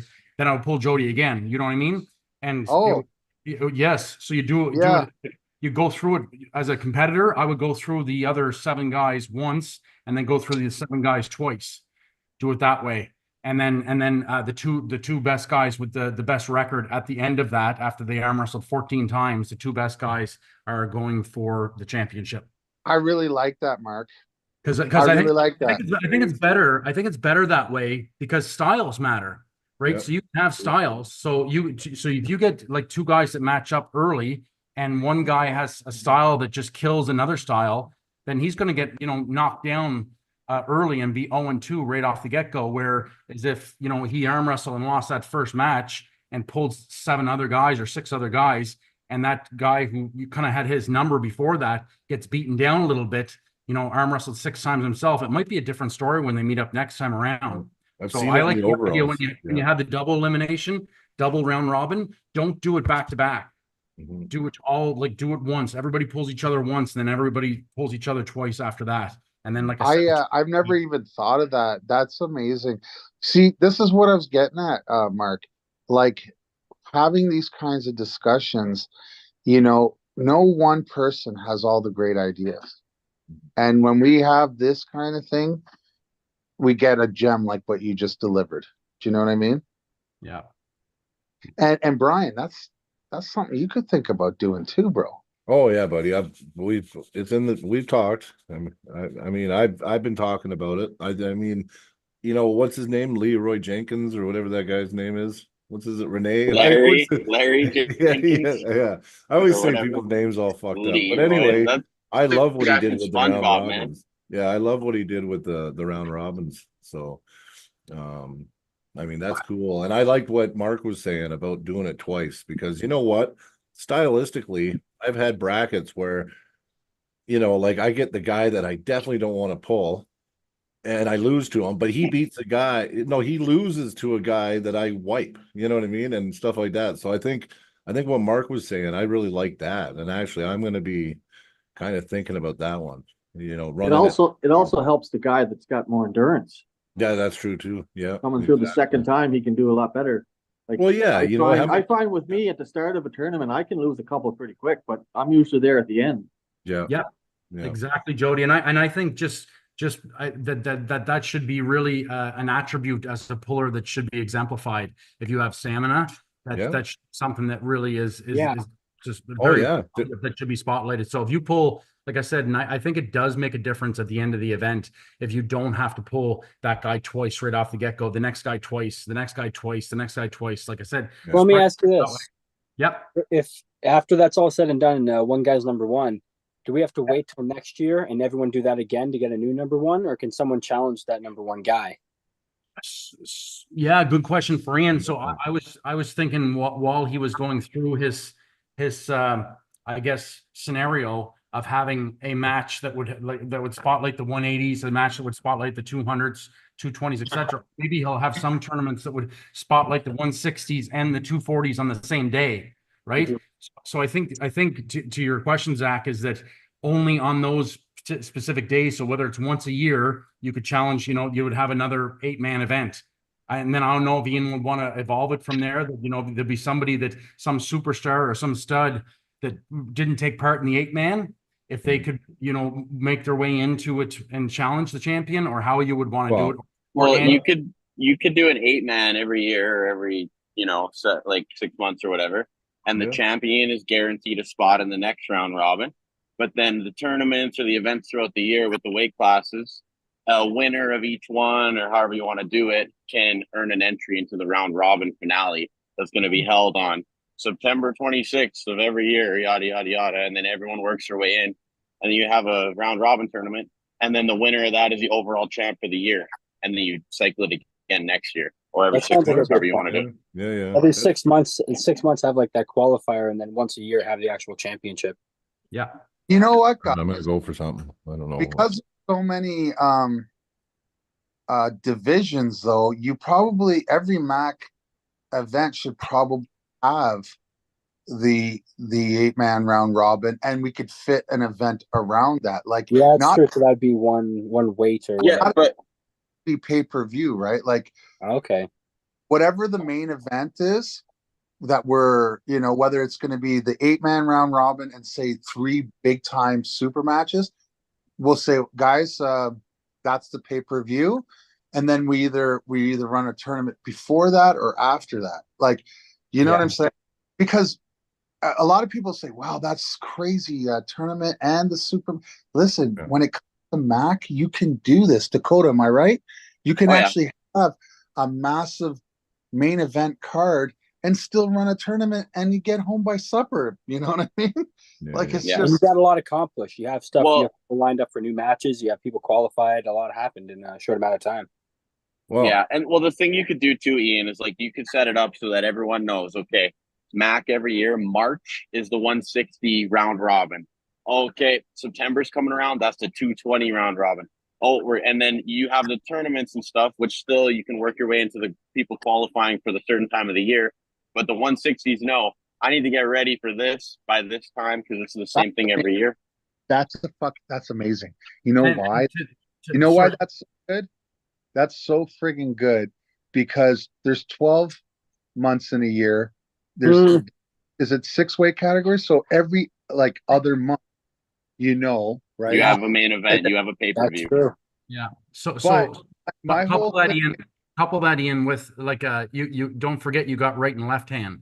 So I was as Dakota was talking, I'm thinking if the know that in March the right hand event, that's also March is going to be the Supers left hand event. Yes. right? So you got to run the right hand and weight class with a left hand weight class at the same event because you got 12 divisions to deal with, not even counting the ladies yet. So you got to take that into account. And I think running a 8-man righty event and a right man lefty event on the same day, it just makes sense. Yeah. Yeah, it'd be You'll run into the only problem that you'll run into, like Perry, he can't let his champion compete half the time in battle zone because if the champion loses in the tournament, then you know what I mean. Like he just doesn't like it doesn't work, right? Yeah. So Mark, how in that point that Brian's making, once the champion is established after the round robin, is he no longer like does he just remain the champion for the whole year? Well, here's what I think you should do. Sorry. You know what I'm gonna do. You know what I do. Yeah. Can I cut everybody off quick? I think that's why you do a yearly thing, Ian. And after that round robin is over, during that time when you're putting the medal on that guy's head, he is determined the 2024 MAC champion of this weight class. But then as soon as that ends, he claimed that year. Now he needs to start busting his balls again to earn it for 2025. You know what I'm saying?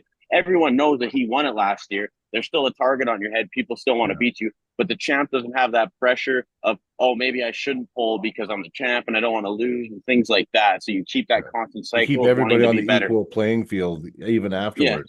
Yeah. I agree. Okay, because so we had to make a change where if the champ like let's say you're ranked first and I'm ranked 7th. If I beat you, let's say you have a burner, right? Let's say Mark's first, I'm 7th. He has a burner with Jody. And then I go up against Mark. I had an easy. I just flashed my 2 guys, right? And now I go against Mark. I beat him. In our current ranking system, I get his rank, right? So I don't like that. So we changed that. So now if I beat Mark in my league, all I can do is challenge him to a super match. I can't and he has to accept because you beat him. You have to because I beat him. Yeah, but I don't get his rank. I just earn the honor to compete against him. Yeah. That's what we did in my league. I personally believe that in order to take someone's ranking, you either have to beat them several times in a day or it has to be a super match. Yeah, that's what we agree with. In Alberta right now, they have it. If I pull you in a tournament, Ian, and you're first and I'm 15th, like Brian was saying, and I beat you, I'm automatically moved to first and you move to second, which we don't think is proper. So we have it set up that let's say I do beat you in a tournament. Now I have the right to call you out and you have to accept because I did beat you. But yeah. You know what's funny? It's not fair in arm wrestling, but in boxing you have to do it.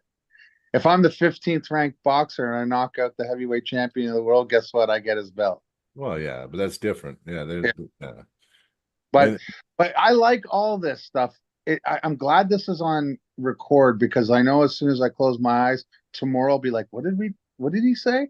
So I'll go back and watch it. I'll be able to watch it because One more thing before you go to bed then, Ian. Have you had anybody pull on Mac version 1 and Mac version 2 table and give you any feedback yet? Or oh my God. They were talking about that. Okay, sorry. If you talked about it, you don't have to cover it again. I can watch back and listen. I just was curious. Did it, Brian, no, he's asking a different question. Has there ever been someone that pulled in Mac 1 on the Mac 1 table? And then currently. And the table, no. No. But listen, Mac 1 table was 80% right there, right? The problem was the tall people. It doesn't make sense for tall people. And I agree, the Mac table looks cooler than the one that I brought out east. But the one I brought out east fucking works. Yeah. What can I say? Beautiful. Well, yeah. You know what I mean? Yeah. And some part of me wants to really bring back the slope in a different format just to see if I can recapture that, but I might be overthinking. Do you get what I mean, Mark? Like I kind of want, like everyone, tell me, Dakota, when you saw the Mac table in the center under the light for the first time, what did that look like to you? Oh, it looks good. Like the slope, the red, it looks great. Like I've only seen a picture of Mac too, so I haven't seen it under the lighting of anything. But I mean, Mac one table looked great, obviously. Like just the way it went and everything. And that picture you have with the like stage in the background and the VIP tables is a really nice picture. Yeah, and I fell in love with it. But here's what my father told me, gave me a very good advice. He told me, he's like, I know you love this table. I know you love this rule set. He's like, don't be married to it. Allow yourself to evolve and develop, because that's how you move forward. If you think you know everything right now, then and you will not grow and you will not move forward, and you'll get stagnant and you'll die. Or So, it'll divorce you and take half the money. yeah, exactly.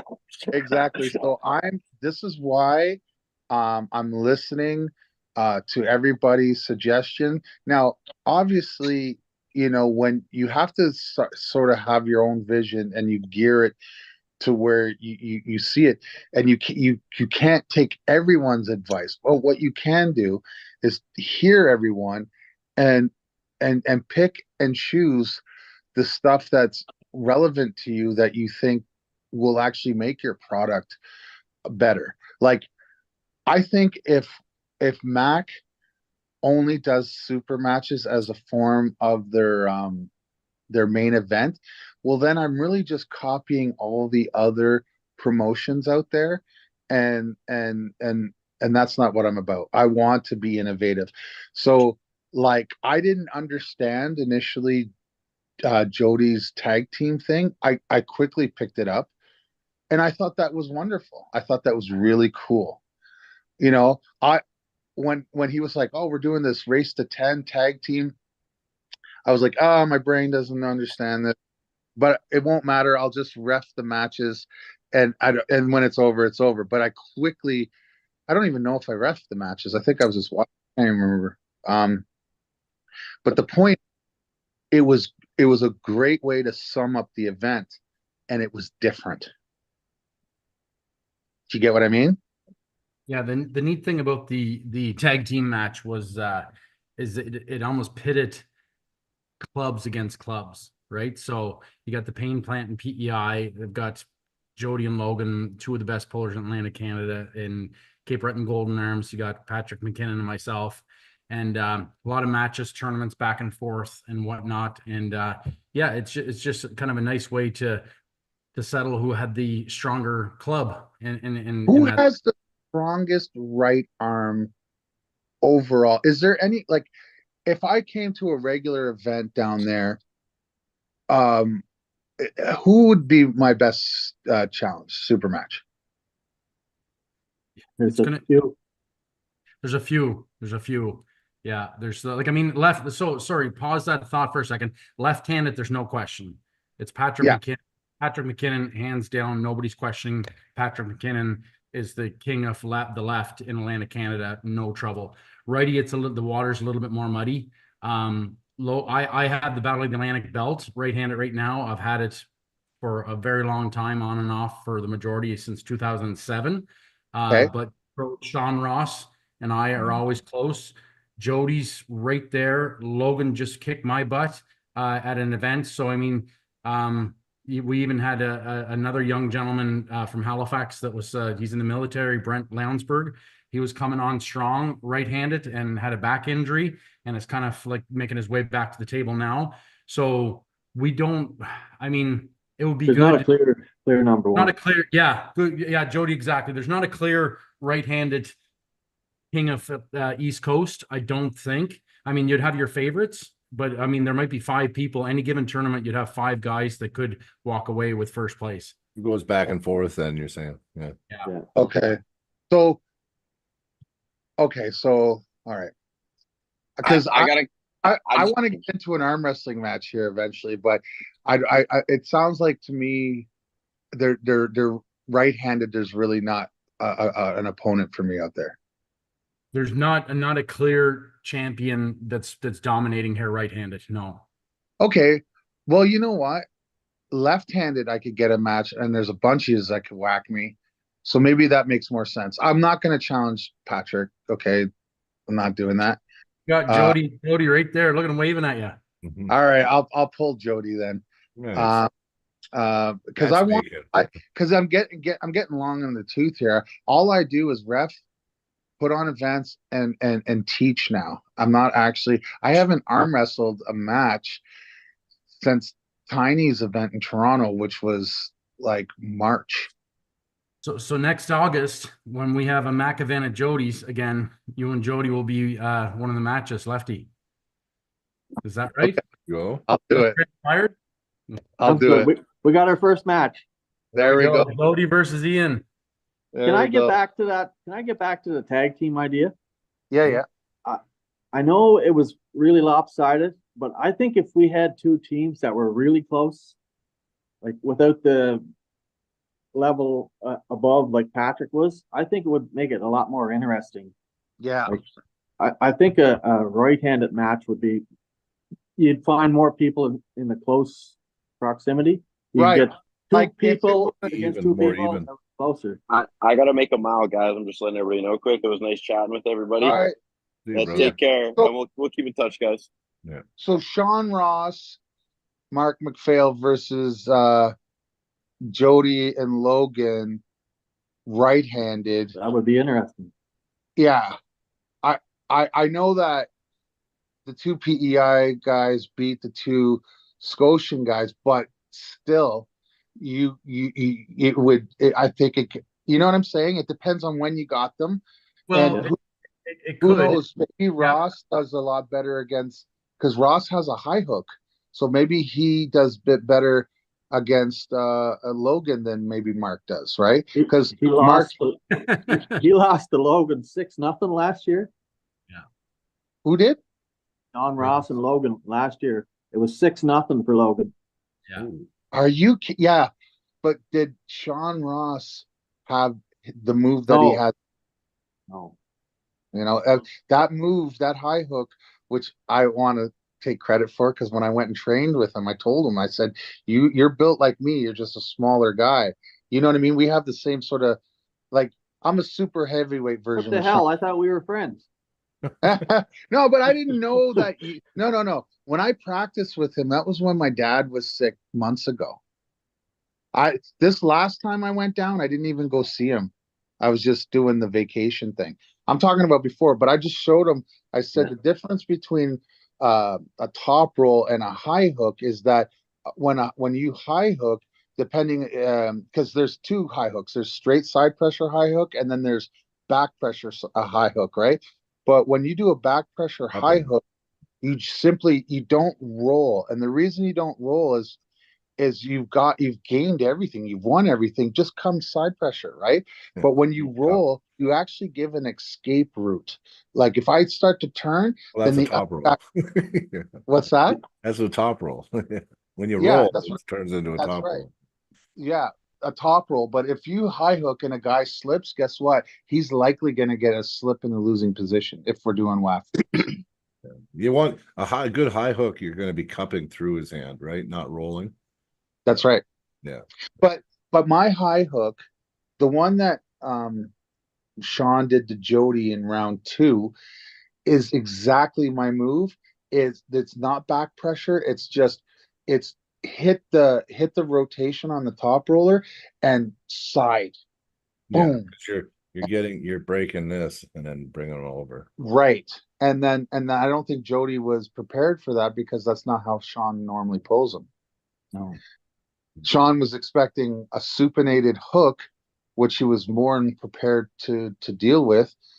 And then to be totally honest, I thought like Jody had lost the first 2 matches, and I was feeling kind of bad for him. And I had the straps in my hand, and I was kind of like flicking it around. You know, you could always ask for these things. And Jody's like, you know what? Let's go straps. And it changed everything from. So I kind of feel bad for Sean. Straps are a different game, man. Yeah. What's that?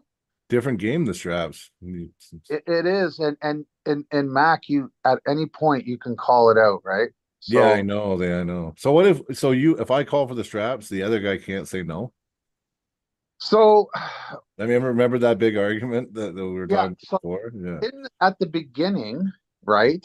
If at the beginning you say we're not doing straps unless they're earned, Yeah. then you have to earn it. Okay. You said both pullers have to agree to that, right? Yeah. Both pullers have to agree that they don't want the straps. Right. Yeah. But once you go straps, it stays in the straps the rest of the match. It stays straps. Yeah, yeah, that's right.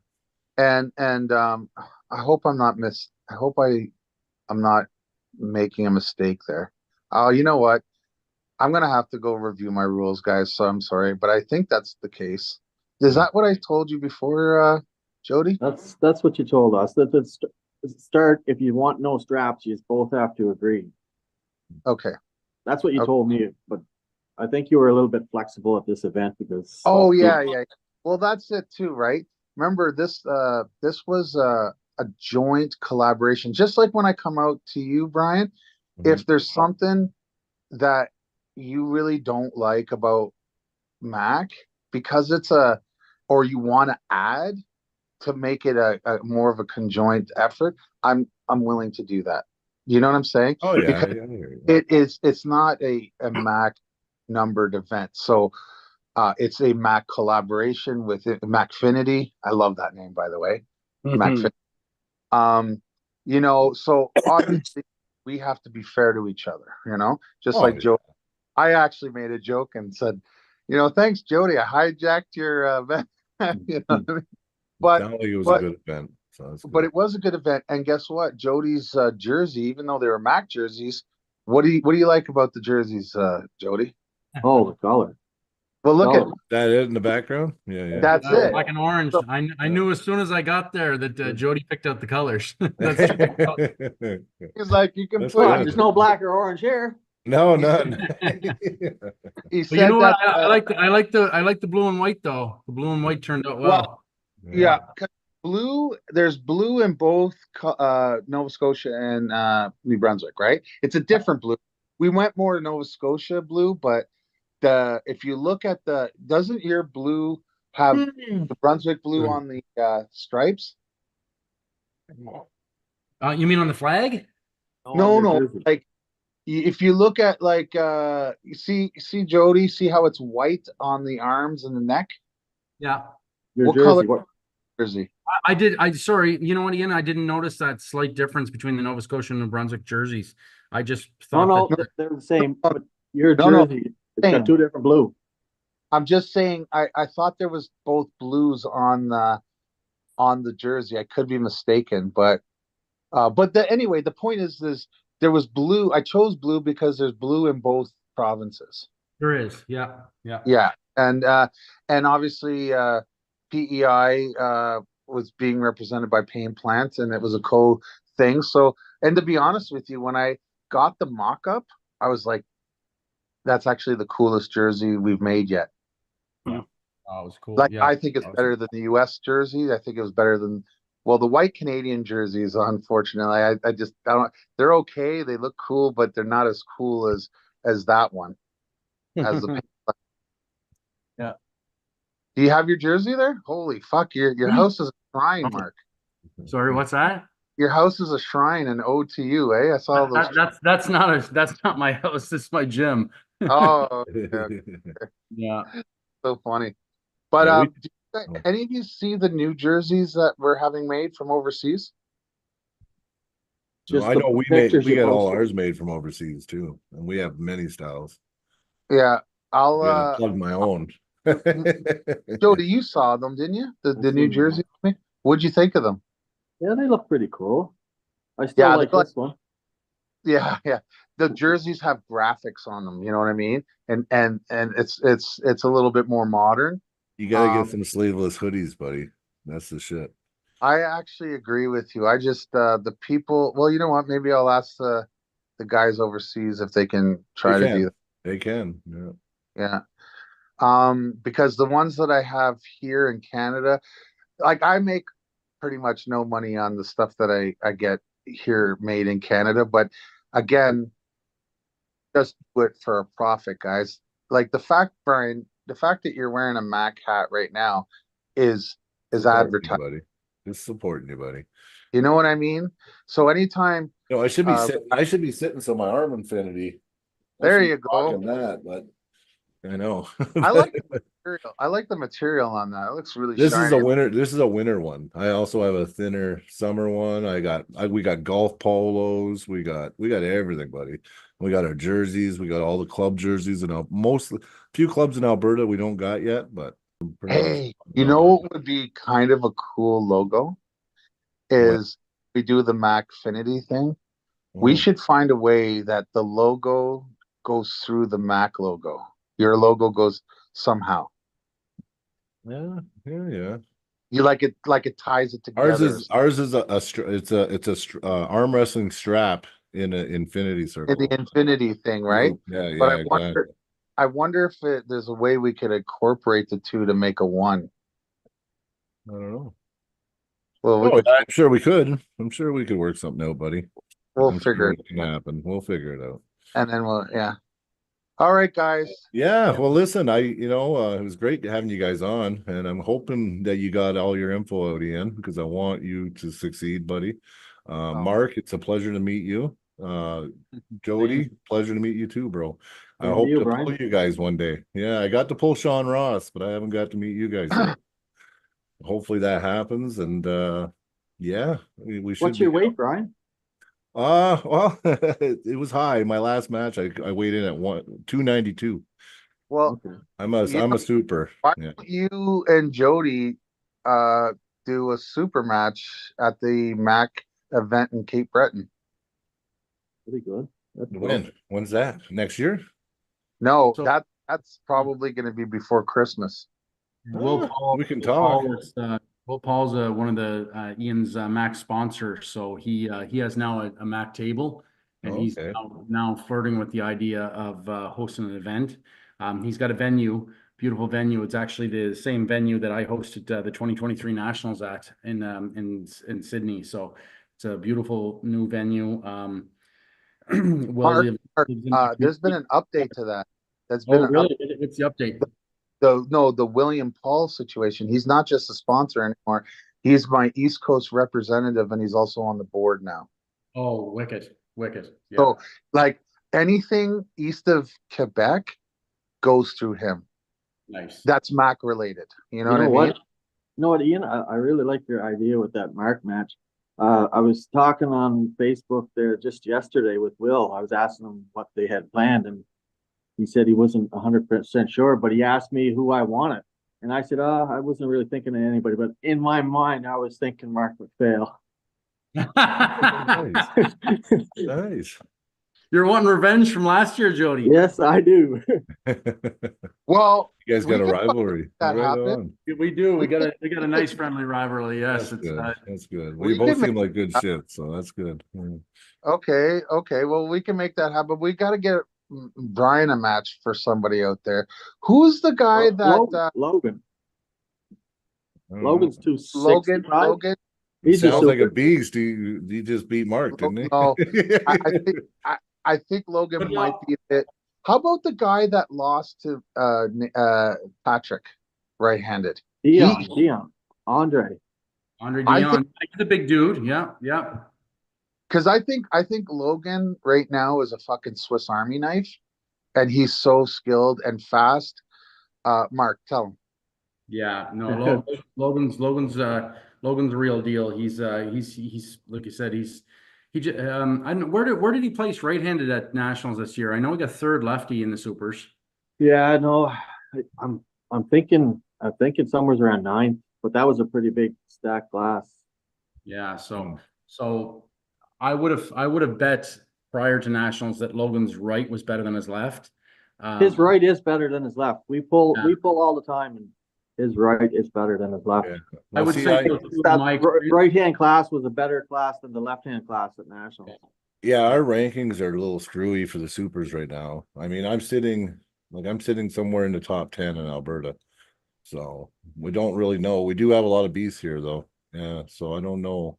I know I went to Montana and I took on their number 1 airs guy, and I mean it wasn't close. But at the same time, I don't know. Like, I don't know. Your guys' level's pretty high. So close. Mark, you pulled Logan recently, and you pulled Nathan. What would they be like pulling? It Right will be hand. close. It will be close. I mean, but Mike Dumas and Nathan just had that grinder both arms too. So I know styles do make a match, but I mean Nathan felt great last Atlantics. I know he didn't make it to nationals this year, but he felt So I'm just thinking for the Cape Breton event, would that be a good matchup for Logan? 100%. Yes. Yes. Yeah. Both arms, probably both arms too. So Yeah. actually, what about Brian? He's got roots to the East Coast. Solomon Latimer and yourself. Solomon from Saskatchewan.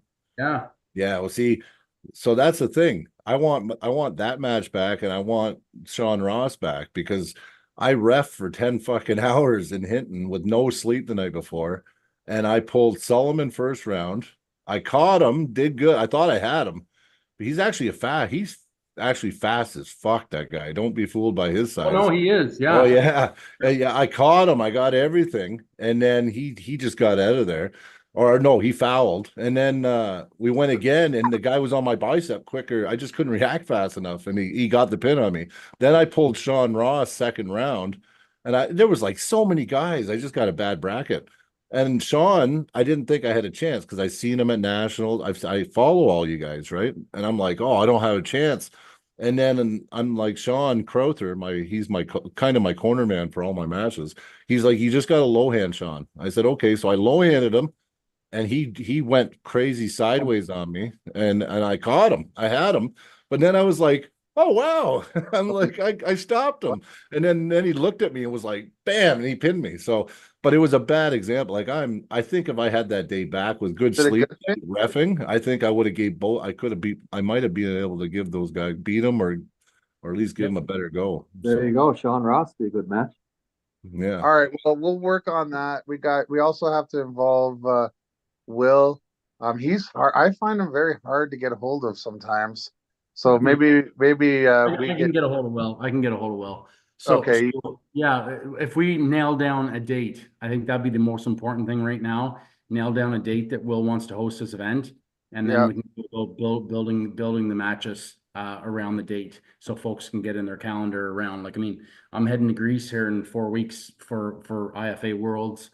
We have a Battle of the Atlantic in October.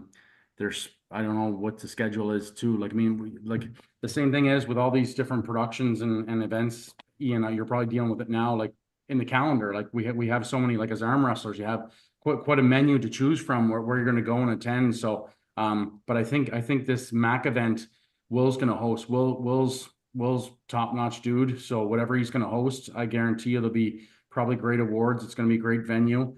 We just need to nail down probably a date is the most important thing from Will, just to nail down a date when he wants to hold it, and then go about building the super matches. And I want to say it here on this podcast is I would really like to get some extremely strong super heavyweight lefty to try come down and pull Patrick McKinnon. Yeah, there's a lot of we have a crazy lefty here, man. His name's Greg Deneen. I was thinking, I mean, there could be the rematch of Josh Bellin. I told Rick that I thought Nathan would plaster him, or not Nathan, Patrick would plaster him. Lefty. Of course, Rick's a pretty prideful guy and is a very successful We have people that beat Josh Bellin lefty in Alberta, man. Like Josh is number one outside of Matt on the right, but he isn't number one left. So just like, all right. Yeah. Oh no. I think I'm thinking like more like whether it's Pork Chop or Rick Heidebrecht or you know, I'm even thinking somebody I know he's probably under contract, but I'm even thinking like Matt Mask. Like he can pull left, I think. I think he can pull left. Like that's the level. What about Espy? I think Patrick McKinnon's at. We could get Matt Mask if he's not under contract. If Matt's under contract right-handed or left-handed, that's the level I think that we're looking at. Yeah. Well, then we gotta, you know, as long as I mean, those guys don't pull for free, so you know, I mean, it'll be one of those budget things, eh? Yeah. But I mean, he's pretty flexible too. So, I literally anyway, gotta go. We should. You guys got to get to bed. I know. The wife's asking me to go check something out, so I'm gonna go do that. Yeah. All right, guys. Okay, thank you very much. I appreciate you all. Well, thank you again. Nice meeting you, and I'll talk to you all soon. Take care, guys.